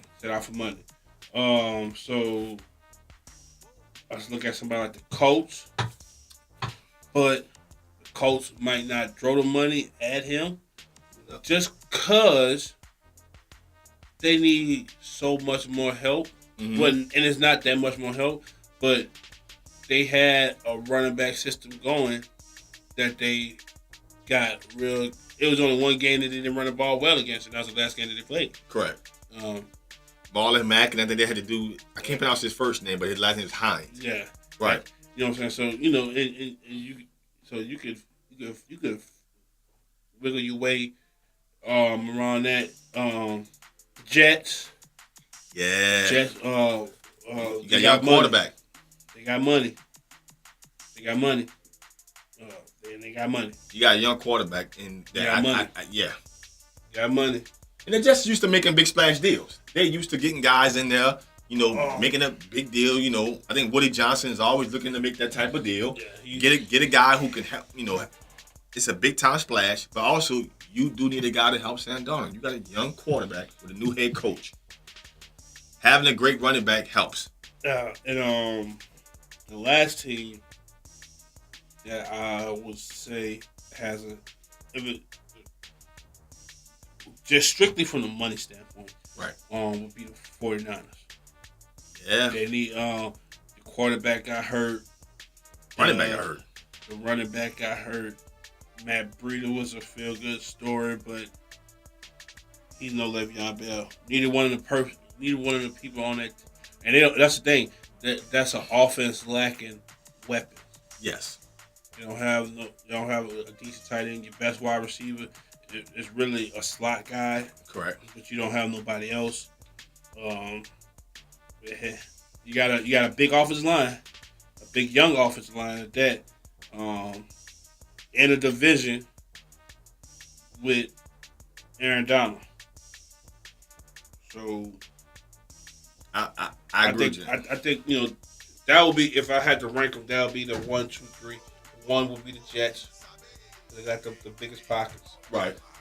2 would be the 49ers. That's a deep pocket team. 3 would be the Colts, who has pockets, but hasn't shown over the ability to. Well, it hasn't shown the willingness to spend money. Even though they have a lot of needs. So they've been a draft and wait out the rush of free agency and then pick who they want after that. So they haven't. That's just I think it like that. But like I said, the best fit for me personally would probably be the Bucks, but it's about money. He didn't hold out a year. You didn't pass up all that money to take a fit. To take a pay cut. I agree with you on that. You don't sit out a year to lose money. He sat out a year to get one of the biggest extensions as a running back in NFL history. And I think that's what he's seeking. If I'm an NFL GM, do I make that decision? I don't. But I think that when you start looking at teams like the Jets, I think he's a consideration there. That's my third choice. Will be there. If you're looking at fit, to me, I would love to see him in Baltimore. You got a Lamar Jackson down there. Just because of style and fit, and Baltimore likes to run the football, and I'm not a big fan of Alex Collins and Buck Allen. I used to playing in the AFC North. I think because Baltimore really does have a really good defense, top 5 defense. I think if Lamar Jackson has some help that can kind of take some of the pressure and take some of the load off, and he can get the ball to a guy of that caliber, I think that's a fit. But again, he held out for money. The Jets is the spot, the Colts is the spot, the 49ers spot. Those are the places I think that can pay him. Cincinnati got money, but that's not a fit. That's not a fit. I think Baltimore is my best fit, but if you're looking for money, it's the Jets. The Jets are going to overpay and overcompensate. To me, I don't think that Le'Veon Bell is a $15+ million back. But what I would do is I would probably pay him $13, $14 million. But I would guarantee his money. The best back in the league. To me, he never had over 1,400 yards. He's never had over 12 touchdowns in the season. Look at. I look at production. See, that's tilted. I'm gonna tell you why. You talk about he's been on a team that was pass happy. Okay. Ben was gonna get his regardless. Okay. And AB was gonna get his. AB, Martellus Bryant, Juju Smith-Schuster, Sammy Coates, Jesse James. They was drawing up the work. You know what I'm saying? They was drawing it up like crazy, and then their defense was sorry at times. So most games was shootout for them. Right. So I don't. You know what I'm saying? That's you talking about, because you can't compare his numbers to somebody like Ezekiel Elliott. They didn't get a receiver to this year, and they had that offensive line. Can't compare his numbers to Todd Gurley, because before Sean McVay came there, they had no receivers, and Jeff Fisher was run it, give it to him 40 times a game. I don't care. That's what we drafted him for. So you can't do that. But you talking about game changer. He's it. I don't disagree with that. I'm looking at his numbers, and I'm saying to myself, man, for a guy who never had a 1,400-yard rushing season, who never had 12 touchdowns, I'm thinking about paying him $15+ million. I'm just telling you why you can't look at the numbers. I think when you talk about paying a guy, you gotta look at his numbers. You really don't, because if that's the case, why did Jimmy Garoppolo get the contract that he got paid?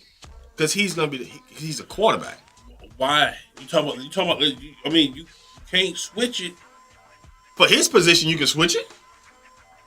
That's just that was the market for his position. If you talk about numbers, you talk about the market for Jimmy Garoppolo's position. He's a quarterback. They traded for him to be the guy. So they're gonna pay. What's the market now for running back? Only one got $15 million. The rest of them got 8 or less. And guess what? He's better than the one that got 15.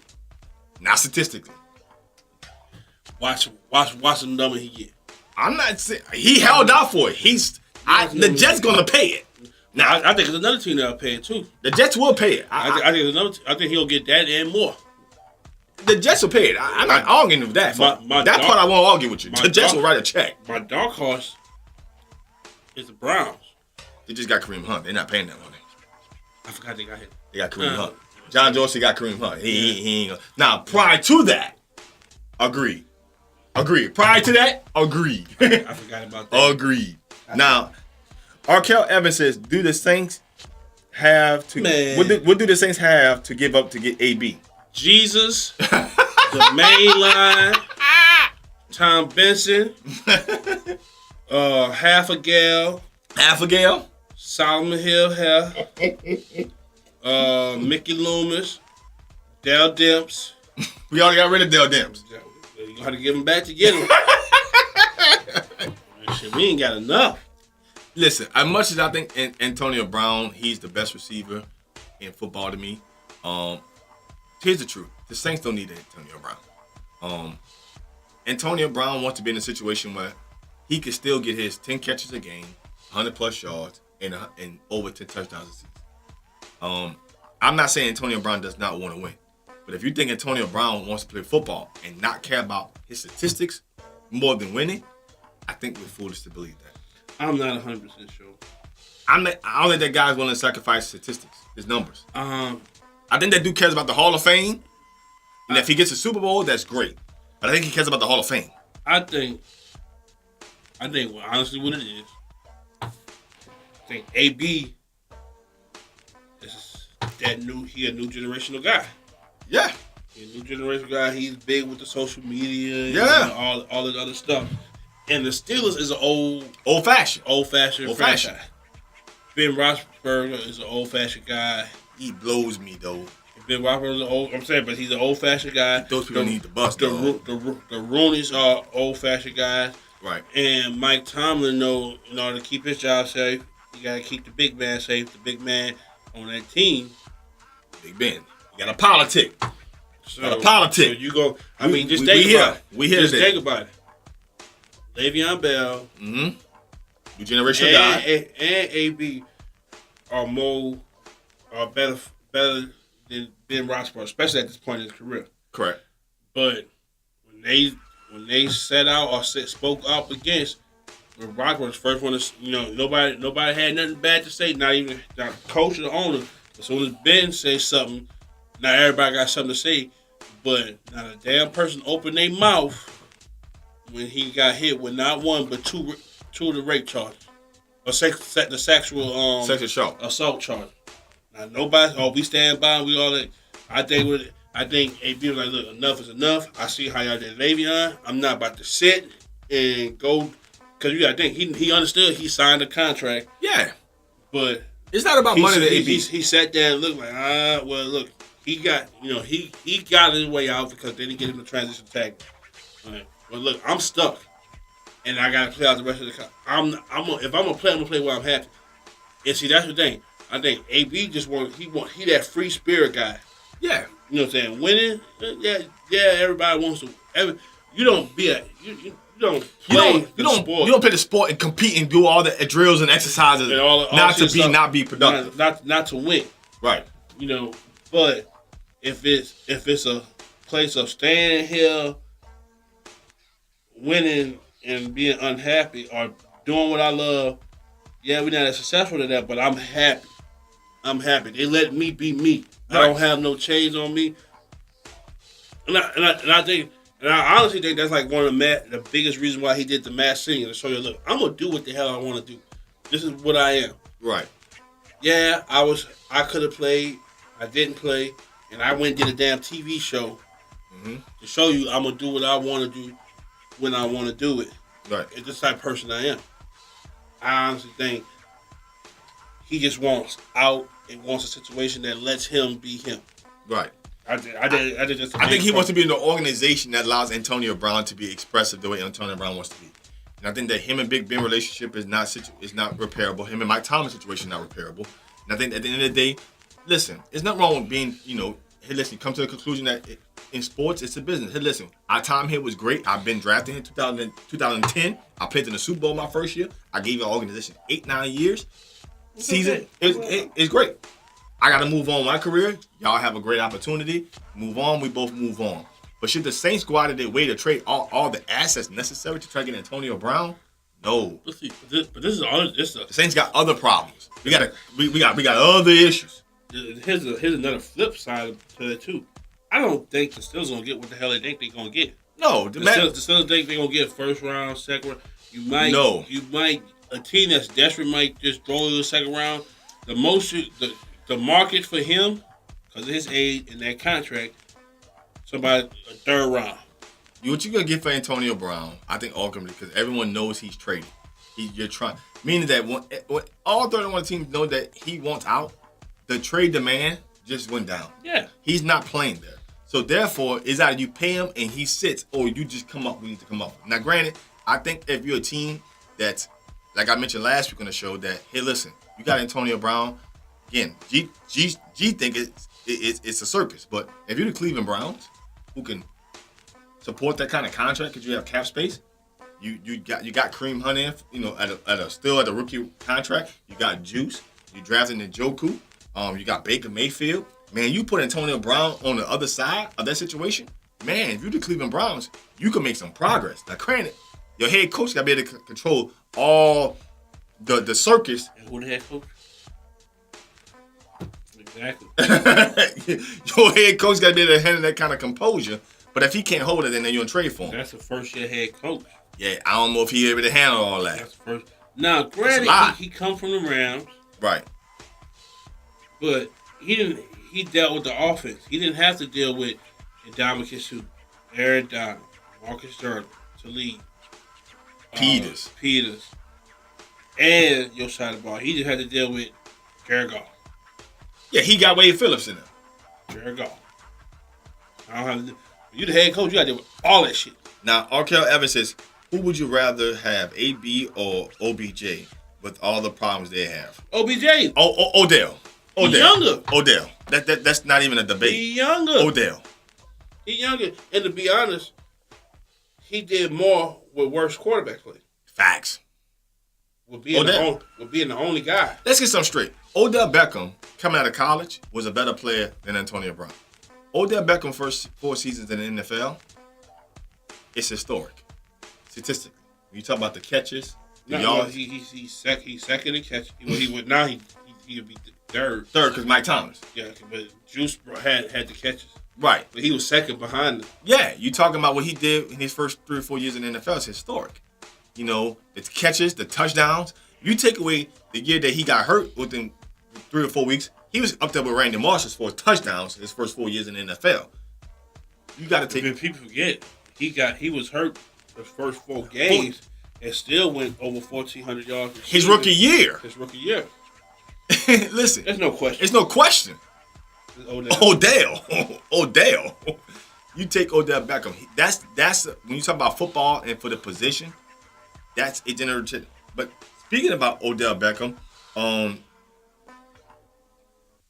the Giants, because we don't have much time left in the show, possibly could trade Odell Beckham this offseason. Who said that? I haven't heard nothing about that. There have been rumbles that actually during the offseason that the Patriots were aggressively trying to trade for Odell Beckham. Yeah, they was trying. But they didn't say Odell, like the Giants was shifting. Should the Giants trade Odell Beckham this offseason? Hell no. What? Man, what did you do? Man, what the hell? What do you mean, what? I think the Giants should consider trading. Why?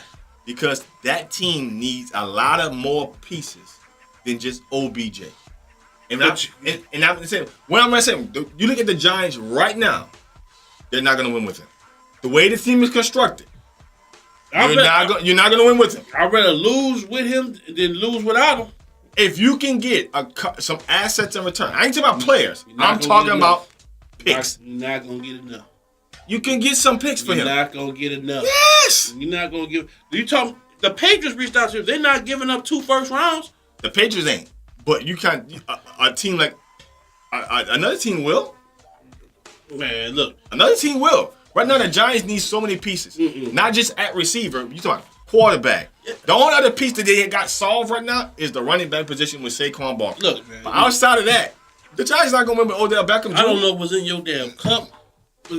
I'd be considered trading Odell Beckham. If I'm the New York Giants, I'm considered trading him. Janoris Jenkins paying out his first year of that contract. He's looking like a bust. Olivia Vernon has not lived up to his agreement. We already know Landon Collins is 2 feet out the door. Look.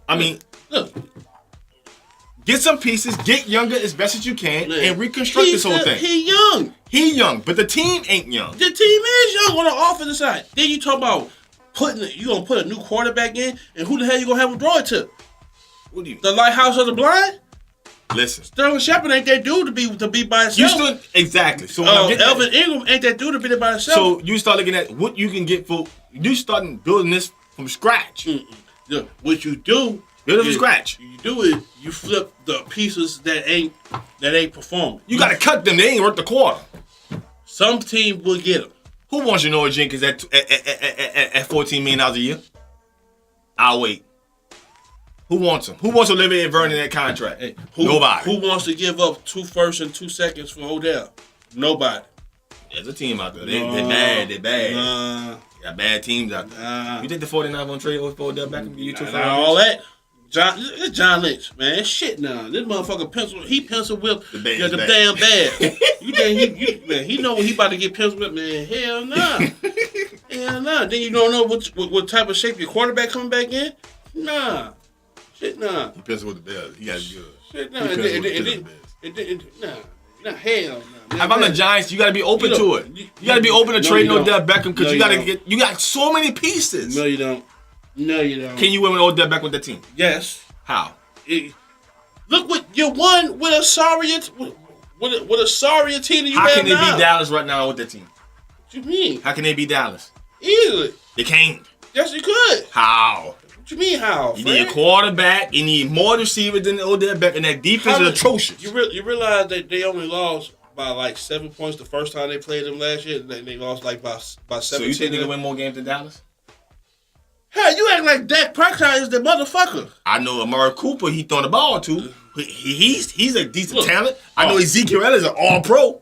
Okay, look. I know that defense is really good. Look. First of all, the Marcus Lawrence not gonna. You better hope that. He resigned. They got their own problems in Dallas because they didn't franchise tag him. That's one. Let's not get it twisted. It's a reason why Amari Cooper was traded from the Raiders. Mm-hmm. He had a spectacular first 2 years. Mm-hmm. The other years he didn't do shit. He let Michael I get my chain snatch, Crabtree, outshine him, and then he get a new spot in Dallas halfway through the season. Nah, put them numbers. Nah, DC's know it yet.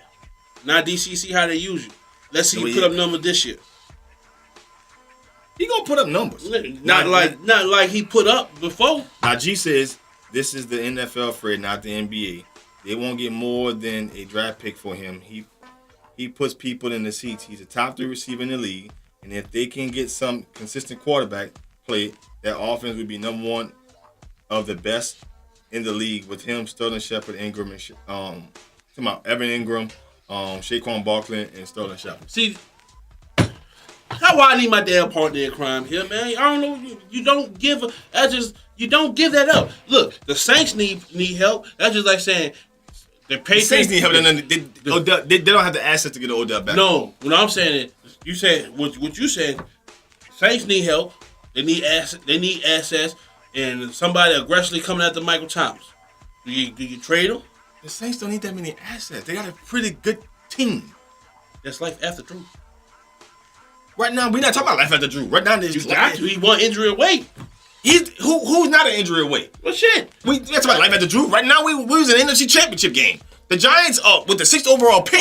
Hold on. Don't be all high and mighty, because last year, when only me and the King was telling you we were going to the playoff, oh, we bad. We need help here. We need help here.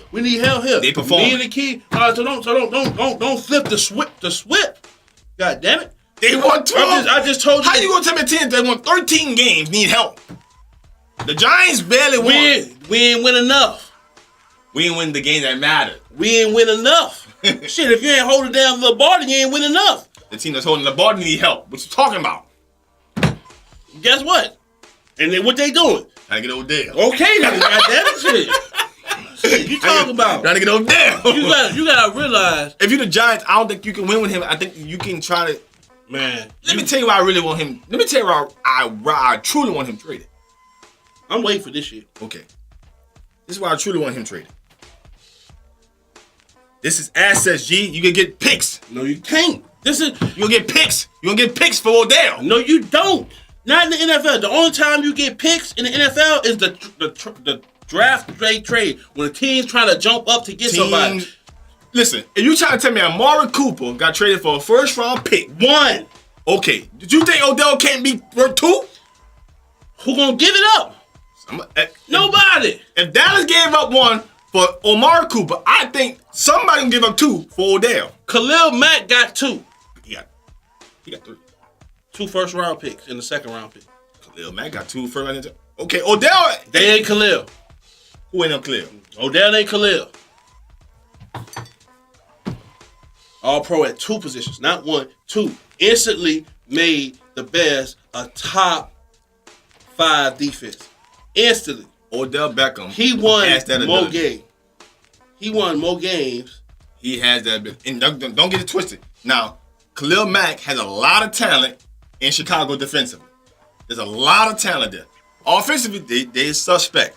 Boy. But defensively, they got a lot of talent there. Fred, look, I don't know how your Madden game is set up. I don't play Madden. I don't know who you play Madden with or fantasy football with that trades quote-unquote assets to you like that.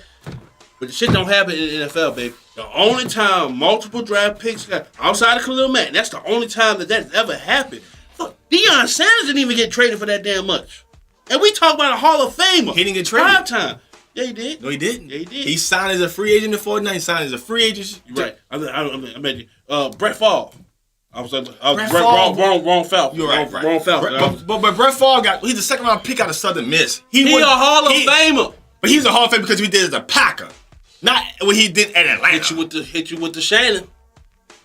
Tripping, Fred. He wasn't a Hall of Famer in Atlanta. You right. You didn't know what you had. He was a second-round pick out of Ole Miss. And they had him sitting behind goddamn Scott Chandler. Where the hell is he? Bad. Okay, then. That's the Falcons' problem. You didn't know Brett Favre was going to be Brett Favre. You saw that when he got with Mike Sherman and down there in Green Bay. Did Charles Taylor get traded? No, he got signed as a free agent in Dallas. Reggie White? Reggie White got traded to Green Bay. And he didn't get no damn multiple picks. It's a different NFL, man. Nobody does it, Fred. Nobody does it. Different NFL. The only time that multiple draft picks get swapped is on the draft day. That's the only time multiple draft picks. That's the only time quote-unquote assets. Was Khalil Mack traded on the draft day? Hell no. All right, then.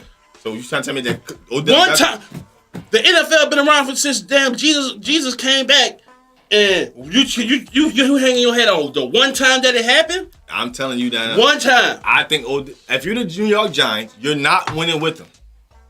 You're not. Hey, I'd rather lose with you than lose without you.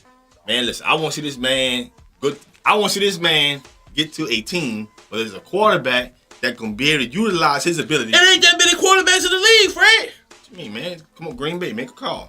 Get that man down there in Get that man down there in Wisconsin. I'm not damn sure not training you to a damn NFC team. Okay, Indianapolis. Call up. You better give me. I'll give you 2. No. Yeah. You want the receiver? I need a quarterback.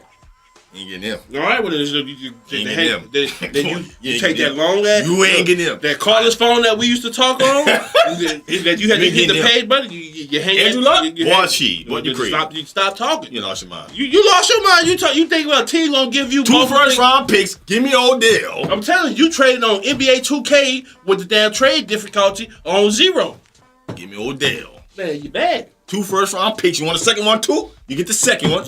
Give me Odell. Man, you bad. You badder than you doing. T.Y. change your number. Man, look. You go to 10 for all I care. Got Odell Beckham. You doing light-skinned brothers worse with that comment that Jesse Smollett did. Stop. And damn Chicago. So if you're the coach, you don't trade for Odell Beckham. You don't get 2 first-round picks. I'm not stupid enough to make that call. Why? Why not? Why didn't I do it? Because I know what the damn price will get. You shit me. And I know we ain't giving it because I'm not giving up. So if you're the Giants, you're just going to sit there and lose with them. First round picks hold more weight in the NFL than it does in the NBA. Okay, so if you're the Giants, you're going to sit there and going to lose with Odell Beckham. Look, you're a quarterback away. From what? You get the right quarterback in there, watch how fast shit change. They still need a defense. Guess what? You get the right quarterback in there, shit change. Guess what? They still need a defense. The one... Atlanta got a quarterback. What's going on? They need a defense. Steve Caucasian drinking damn whiskey. What you talking about? Goddamn, don't give Julio the damn ball. Man, come on, man. The boy get 2 red zone catches the whole year. You got a quarterback in Atlanta. You got an offense in Atlanta. They won by 5-6 games this year. They ain't got no defense. Okay, you still need a defense. The Giants don't have a defense. Look. They got a lot of problems in New York. That's why the Patriots are calling. Guess what? Might as well come off them, dog. The Jets had a defense with no quarterback, and they went to the AFC Championship. Under Rex, I just blitzed Ryan. Okay. So man, look. If you just get good on one side of the ball, you're relevant. A owner will fire the GM for doing some dumb shit like that. 2 first-round picks, you got to stop. I'm telling you that. Look, he set us light-skinned brothers back. No, I'm not. Jesse Smollett, man. I'm telling you. You better go Empire. You better go find Cookie and get your life together. Listen, if you're the Giants, you got to really start considering something like this because no, you don't. You're not. You got real issues as a team. You're not going nowhere. He ain't going nowhere. That what the hell? That's who ain't going nowhere. Well, all right. And you got to lose with him.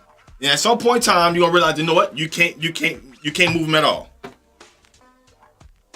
Tough titty. He won't beat me. Move to the AFC. He won't beat me. If I make it to the Super Bowl and he make it to the Super Bowl, nope, he won't. Nope. The Giants got a lot of things they need to work on their team. They still got other problems at receiver behind Odell Beckham. So why would you let the best one go? If that's a problem for you, why would the hell you let the best one go? Because you still got to start looking at the future. Man. You got to start getting younger and getting pieces. You acting like the boy 34 years old. He's not 34, but the defense is 34. Man, them motherfuckers about to get cut. Cut, snip. And they save no money. Okay. No money. Hey, we cut Kurt Coleman. We ain't saved no money. Save $5 million.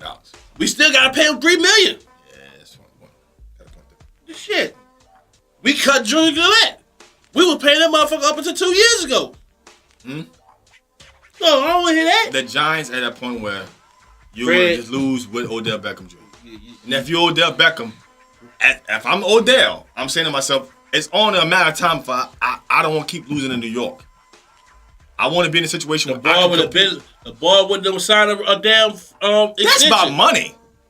Man, that boy would have got just as much money on the open market. Stop it. That's about money. He would have got just as much money on the open market. Money. You know what it was? He understood that no matter where I go, the teams that have the money are just as sorry as we are, and they ain't gonna give me what I want. That's about money. He wanted money, and he wanted to be paid for his ability. He was gonna get paid regardless. He was gonna get paid regardless. Every team that had the funds available would have gave it to him. So don't sit there and say that they had the money. The only team at the time that had the funds was the damn Browns, and who the hell was signing up? Ain't nobody signed. They'll sign that down. Down, but shit, Nate, you wasn't gonna be the 2 first. years ago, You wasn't you gonna be the first one. I wasn't gonna be the first domino to fall. No, you had Shit, to. me. Juice did that. No, he was traded. Yeah. Shit, he didn't have no say so. That motherfucker said, I want to be traded. All right, we got something for your ass. Send you to Cleveland. Send you to Cleveland. Send you to Cleveland. And Cleveland say, hold on, you ain't leaving. Your money. Right. And I'm happy. Now all of a sudden. Now it's started changing. But you ain't gonna be the first domino. And look, no, he wasn't going as a free agent. If Juice was a free agent, he wouldn't have signed out. He wouldn't have signed there. There was no way. There was no way he'd have signed there. But to me, I just think at the New York Giants, I said they got they need a lot of help. Look, when they draft Dwayne Haskins, and they put old man Rivers. So you take Dwayne Haskins. What other first round quarterback would I take? Just saying. What other first round quarterback would I take? At 6 overall, I don't think there's really a guy that I would want to take at 6 overall. Fuck that. Fuck what you talk about. Dwayne, slang that thing. You play in the cold, play outdoors, don't bother you. I'm not a fan of Dwayne at 6. I think that the 1 year starting at Ohio State, because of the position that he plays, not many guys who've been a 1 year starter at the collegiate level just came in and been forced. Not saying that you can't be, just not a lot of tape. If I'm the New York Giants, I'm going at one of these defensive linemen. Because it is a D lineman draft at 6 overall. Yeah, but guess what? It's so many goddamn D linemen. I give me one in the second round. Come your ass here, Dwayne. Slang that thing. Ugh. You gotta get black quarterbacks, man. I have nothing against him. Well, then stop hating on him. In New York too. Come on now. I'm not hating on him at all. I just think that there's not much of a. That's the biggest need that they have, quarterback. Cause goddamn, cause this man can't throw a damn slant no more. He been stopped throwing a slant for 2 years now. Shit. He been throwing a slant for 2 years now. Now G says Haskins has no business going that high in the draft. It goes to show how weak this draft is with quarterbacks. And guess what? That's what it. Hey, it's weak. That's the weak. The weak. way the cookie crumbles. I'm not taking Dwayne Haskins 6 overall. Cause I'm gonna be honest with you. If come next year when it's not a defensive lineman draft, Rashad Lawrence, who I think is phenomenal, will be a first round pick. But in this draft, he's gonna be a 3rd or 4th round pick. What are your options? Guess what? Next year is gonna be a quarterback draft. You got Tua coming out. You got Jake Fromm coming out. Shea Patterson. That's what I'm saying. Like for me, I would take the defensive end. About 2 or 3 more. Yeah, I would take a defensive end because I don't think the Giants are gonna make the playoffs. And I will weigh my options at quarterback in the following upcoming class. Look, fuck that. I'm not about to, man, fuck. They about to pay Eli this year. They about to let Eli go out there and do the same shit he did last year. Man, look, fuck that, man. They about to go let Eli do the same shit. I need something to keep the team that's going to be with me after next year glued in. I can't settle, look, we're going to go out there, we're going to suck again. I want y'all to suck again. And we're going to try to get one of these other quarterbacks. So you got to tell all your players, like, oh, so you mean you want us to go out there with Eli and lose just to get a quarterback? Fuck that. And if I'm Odell, I'm saying to myself, man, I'm about to do this shit again. Get me out of here. You say they won't, and you know that. Get me out of here. You know what the owner's gonna say? I own your rights. I paid you the money. You better play. Fuck you. I paid you. Play. Get a contract. I just look at Odell Beckham. I'm saying to myself, man, I would like to see a guy with an Aaron Rodgers, with an Andrew Luck, with a Tom Brady. It's not mad. This shit ain't happening. So stop it. The Giants got a lot of issues, a lot of problems, a lot of talent roster issues. Tough to next up. It's about time for us to wrap it up. I talk about our Saints. Well, listen, we cut Kurt Coleman. We saved $5 million. The question we're going to ask him out of before we get ready to leave out the show, where do we go from here? What other players we're probably looking to get cut from this team going forward? And what do we do with Drew Brees' $33 million cap hit this upcoming offseason? Because he has the highest cap going into this offseason. What are some of the things the Saints need to start looking forward to and starting to do with this roster? First thing, gotta somehow, some way convert. You gotta do the Mickey Loomis miracle.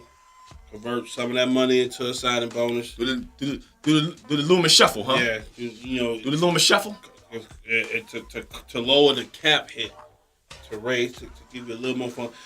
To me, this is gonna be that year where you're not gonna be a major player in free agents, but you gotta play that veteran contract, casualty cut, the cap casualty cut. Somebody probably like AJ Green, right? Like they might say, you know what, we done with the Andy Dalton and AJ, that experiment. Yeah, it's new day, new coach. We gotta get, let's free up some money. Get guys like him. Right. Muhammad Sanu might be one. Atlanta. Jared Cook is on. You gotta get a tight end. Right. You gotta get a tight end, and if you can find a pass rushing D tackle, get him. I don't think you break the bank to bring Mark Ingram back. Another team. This is out the money. Got the money for him. Hey, we appreciate everything you did. Keep moving. No love lost here. We understand the business. Yeah, a team like Oakland may say, "Hey, I need it back."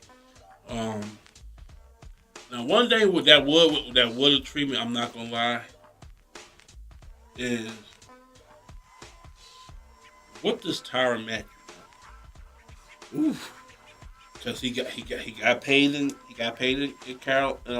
Arizona. He got a nice contract. He got a nice 1-year deal done here. And I'm not saying go after it. Evans says, should they try to go after Earl Thomas? Yeah, no, I'm not saying. I'm not saying because Earl Thomas wants money. Mm-hmm. We know that for a fact. He wants money, and he pretty much. I think he wants to be in Dallas. Too. Yeah, I think he wants to be in Dallas. I think he's trying to get back home. Right. From Texas, he's trying to get back home. Right. And that's why I was like. But that's how Tyrann Matthew wants. You know what I'm saying? If he comes to us, all right, we just wanted to see what you want. You keep it moving because LeVeon Bell was phenomenal this year. Yeah.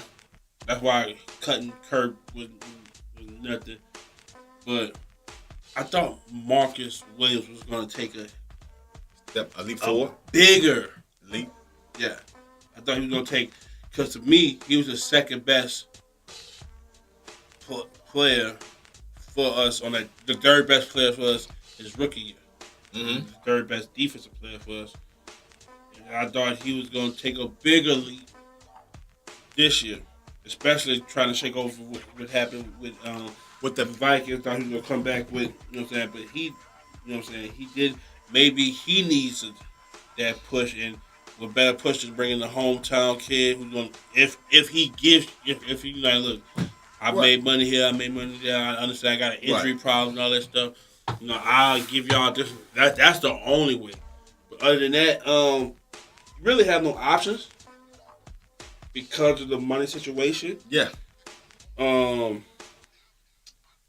said, Evans said, hopefully Dez will be good. See, that's the thing. That's hard. That's a hard one. I don't. That's why I was like, man, look, you can let Dez go, because to me, like they showed his workout on NFL Network. It wasn't overly impressive, and now he's coming off of Achilles. Which that's a year injury, and to me, he got injured in November. And to me, I don't think Dez is gonna be ready for a training camp. He's not gonna be ready for training mini camp. camps. None of those things. He probably wouldn't be close to 100% to September, October after week 8. Yeah, and that's too much of the season happens in that first in September. You had the same problem. You had the same problem with Sheldon Rankins. Yeah, but you talking about his rookie year. No, I'm talking now. He tore his Achilles. Yeah, but he's younger. Yeah, he can recover. He's younger, and you still got David Aimada. You could draft another spot for him. I think we have to re-sign Alex Oak. Gotta re-sign him. Let Matt Ty go. Let him go. Figure out what you want to do with PJ or Ken Crawley. Both of them can't stay. I think both of them go because of the fact that Patrick Robinson. Well, you don't have to. One of them will have to stay. One of them will have to stay. I think. Well, PJ is a free agent. Let him go. Let him go. You got Patrick Robinson who didn't, who went on injury, coming back. You paid him. Who's going to play your slot for you? So I think you let PJ figure out his own market. I think if a team offer Mark Ingram some big money, you got to let him go. I think the Saints got to really focus on how to get the Drew cap number down to some point where they can operate as a team. But they also got to focus on, to me, I think that at some point in time it becomes a business.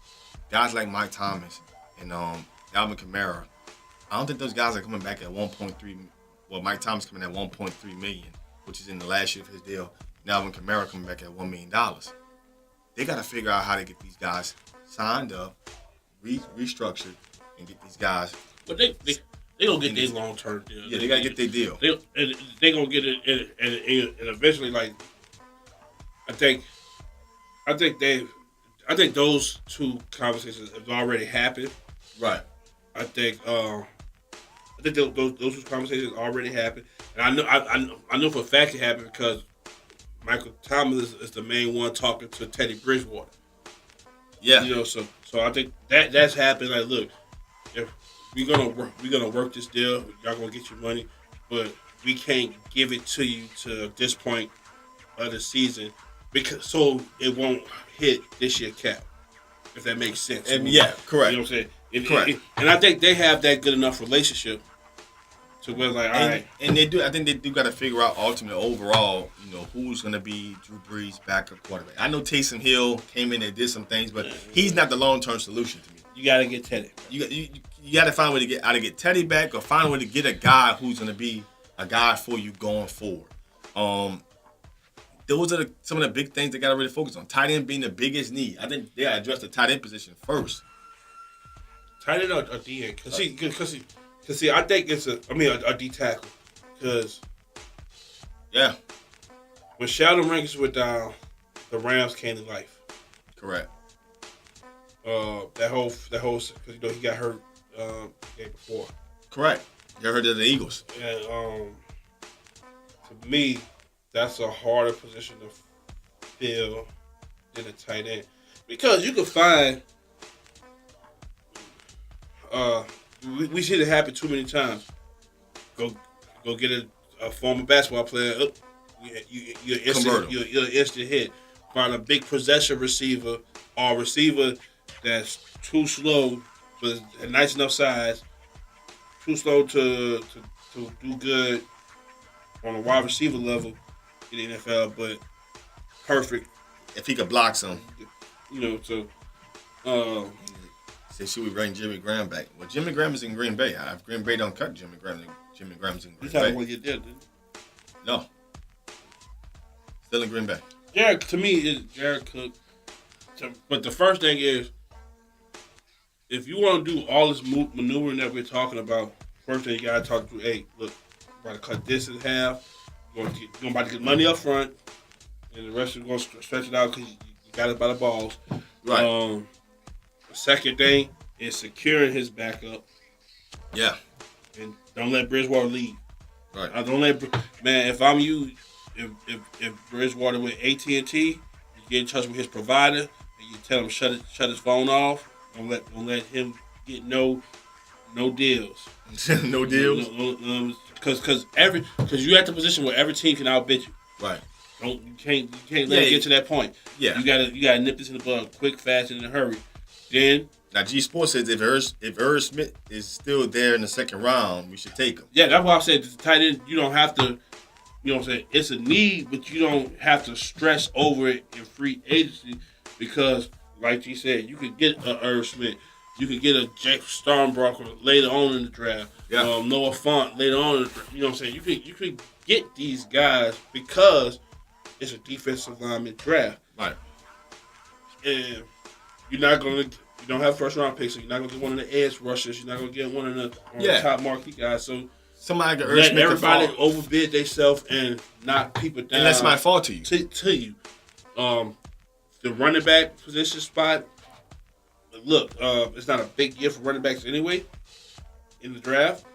The Saints are phenomenal at finding that undrafted guy. Yeah, he could come. That guy could come late. You know what I'm saying? You don't even have to draft him. Hey, some of the best backs in our history have been undrafted. Pierre Thomas, Ivory, Kyrie Robinson. You know what I'm saying? So you don't have to overreach for that. No. But what you do have to do. You could sign a 1-year veteran. You gotta get. I don't even get that undrafted guy for the cheap. Because you just need a pounder. You don't need a flash dad. You need a pounder.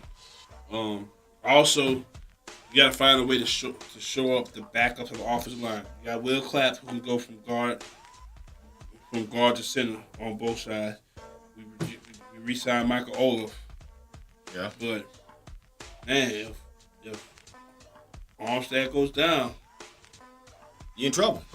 So you gotta find some type of way to sign a quality backup lineman. Doesn't have to be the starter. Right. But you gotta find you a quality swing lineman. What I mean by that is somebody that can fill in at either guard or tackle. Right. Somebody that, because what you don't want to do if somebody get hurt, and this is the problem that they was having last year. Armstead got hurt. They had to move Pete to tackle, and then move somebody in to guard. So you just moved 2 spots. They used to have Clemente though, before he signed with Houston. Yeah, you know what I'm saying? That Clemente. That was easy because Clemente could play tackle or guard. Right, they needed that guy. You know what I'm saying? So you didn't have to shuffle nobody. You just had to shuffle one spot. Well, last year you had to shuffle spots because Bushrod was too slow to play on the outside anymore, and he got manhandled by Aaron Donald and stuff, and that's a problem. You in a division where you got a Jerry McCoy, but Jerry McCoy might be a cap catcher. Right. That could be a guy. Grady Jarrett, we don't have the money. No, and he could be signed outside of this division. I hope so. Get the hell away. He could be signed outside this division. It just the major domino is Drew Brees. It's Drew Brees' money. The $33 million in cap is the highest in the NFL. At the end of the day, they got to figure out how to re-extend that out. They got to go do the Loomis Loomis luck down there and figure out how they're going to get that number down to where the Saints can function and operate again. They got 22 free agents. They got to figure out after Mike Thomas, what receivers you're going to really have. Do you bring Tay again back? After that, you talking about this is got Traquan Smith. After that, it was just a bunch of undrafted guys. Well, you got Cam Meredith that people forget about. But you know what I'm saying? Those 2 guys, will make a huge difference coming back healthy. What I'm getting at is they still got solid pieces. They still got guys under contract that were key guys for this team. But you also need a roster to put on the field. And they need situational guys. They don't need an Antonio Brown. They need a situational player. Somebody who come in and fill for a situation too. They don't need, because they got Cam Jordan. They got, Marcus Davenport they drafted. David Adamada, you know what I mean? Sheldon Rankins is going to be out. So you need a situational guy. You got Alex Anzalone. You still got DeMario Davis. You know what I mean? So you need another linebacker who can come in for situations. You already got a corner on the outside and Marshawn Lattimore. Eli Apple isn't, a Hall of Fame by any stretch of the imagination, but he's solid. He'll be back in the system again next year. So you got Von Bell, you got Marcus Williams. You need situational players. You just need to fill. You got to fill your team. You need depth. You need depth. The only position of real need that needs to be filled is tight end. They're gonna need a starter. I know they re-signed Josh Hill, but they need a starter. and they gotta really feel what's coming behind Drew. Those are the two real needs. After that, you need depth. No, you need offensive line. You need that swing. Because that's what killed us. Right. That's when we started struggling. When the injuries started happening on the offensive line, and we were signing people off the street, left and right. It was like, yeah, I mean, the points per game went down, the yardage went down, and all that stuff. You need, but every team will have that situation. We'll cross that bridge. You cross that bridge when you get to it.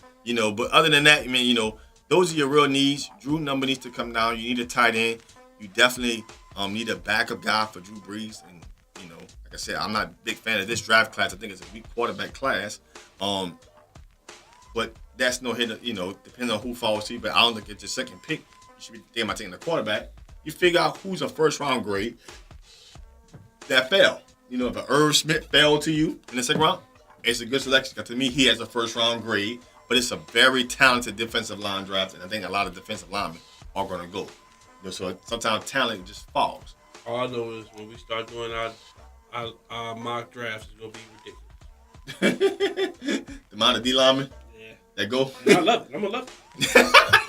But look, that's our show. That's our show, man. Listen, FanView, Real Fans Talk Sports. Listen, again, subscribe to our FanView Live page on Facebook. Subscribe to us on Twitter. At FanView NOLA. Subscribe to us on FanView Live. Also on IG.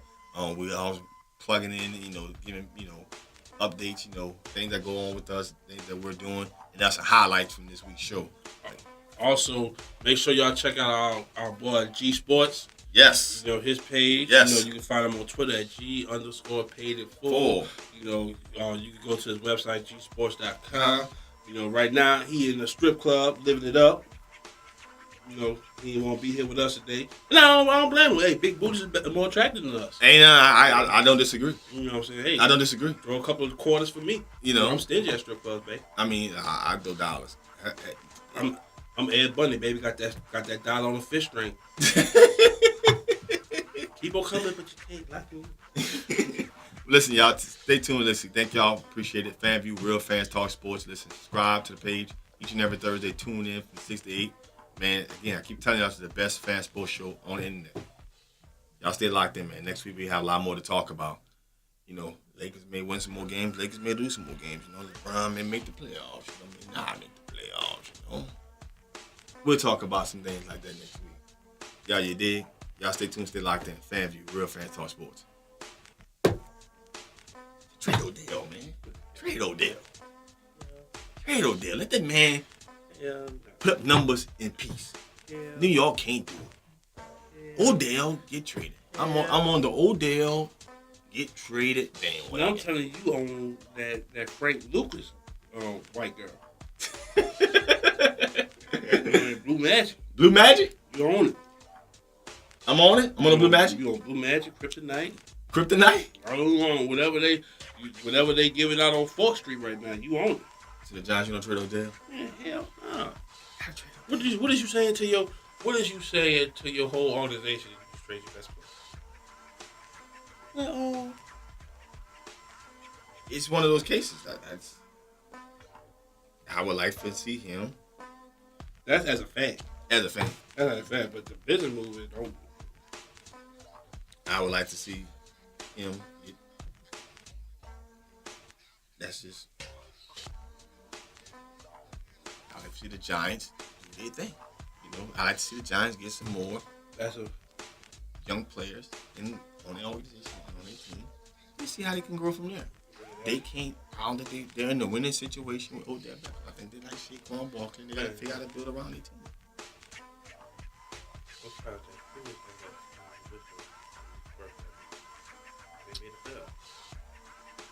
That team was no better.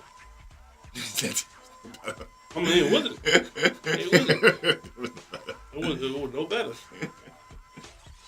About the first year that it was on the team. The only thing I can think of right now is Eli Manning. I don't recall if Justin Tuck and OC was even there. Could have been there. That's about 2013. Justin Tuck was there. Jason Pierre-Paul had all his fingers. Yeah, he had all his fingers then. OC. No, I think OC might just left because they had won the Super Bowl. I'm trying to remember who was that. I'm trying to remember who was that linebacker, who was that safety, who was that? And linebacker had a boy, Antonio. Pierce? Yeah. Okay. Outside of Odell, I'm trying to think of what else. Anthony Collins wasn't there. No, he wasn't there yet. He wasn't drafted yet. I was trying to think of what they had. Tiki Barber was a running back. No, they had Bradshaw. Yeah. They had Ahmad. They had Ahmad Bradshaw. I'm just trying to figure out what the Giants had with Odell. Victor Cruz. Sasa. There we go. Hakeem Nicks.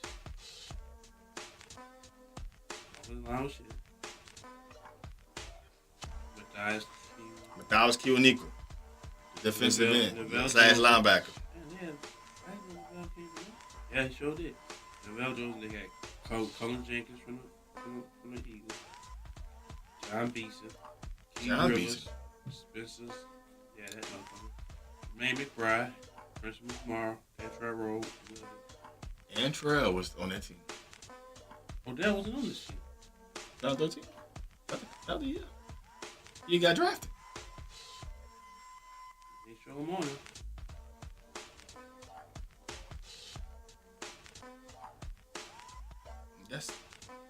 That's crazy.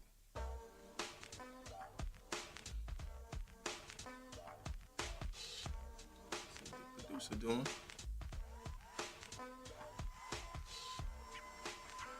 Yes, producer. 2014. Ruben Randall. Okay. Daniel Fells. Larry Donnell. They still have Victor Cruz. Rashad Jennings. They still have Matthias. Mm-hmm. Jason Pierre-Paul. They had James McClain, Jonathan Hankins, Mike Patterson, Mark Hirsch, the dude with the cancer, that be cancer with BC. Gotcha. Dominic Rogers-Camardi. Gotcha. Antrell Rowe. Rowe. Quentin Dips. Prince McMorrow. And Jonathan Hankins had the most sacks on that team with 7. That ain't bad. Yeah, they were horrible. You said they were horrible. Went to the playoffs. Yeah, but you got to think about the team in the division. Were the Redskins just as bad? Were the Cowboys just as bad? Or the Eagles just as bad? You just got to beat one team right now. Look, the Eagles about to get stripped. Yeah, they got cap problems. Yeah, they got cap problems. They got cap issues. The Eagles got cap issues. I don't know what the fuck Redskins. Cowboys got cap issues. Then Redskins out because they ain't a quarterback. Shit. Alex Smith out for all next year. Then guess what? Yo, man, it's Fred. Listen, don't forget to like and subscribe to our New Orleans Talk Network page on. Keep going. What's up, everybody? This is your boy Fred. Listen, don't forget to like our page on YouTube, FanView, Facebook, FanView, and on Twitter, FanView New Orleans. Holla at you, man, interact with us, and we gonna make this thing on the pop, New Orleans Talk Network, with real fans talk about real sports. Get it, G. And not only sports, it's everyday activity and life, man. My name is Jaquan Jackson, SMU commit, and you're tuning into FanView. Yo, what's up? It's Pooga Williams, 2017 Mr. Football. You are now tuned into FanView Live on New Orleans Talk Network. This is Congressman Cedric Richmond, and you're watching the New Orleans Talk Network. FanView Live, where real fans talk about real sports, only on the New Orleans Talk Network. Like us on Facebook, subscribe to us on YouTube, because we're not just a sports talk show, we're a talk show about sports. Hi, I'm Sheriff Joe Lapinto, and you are watching the New Orleans Talk Network. Yo, man, it's Fred. Listen, don't forget to like and subscribe to our New Orleans Talk Network page on.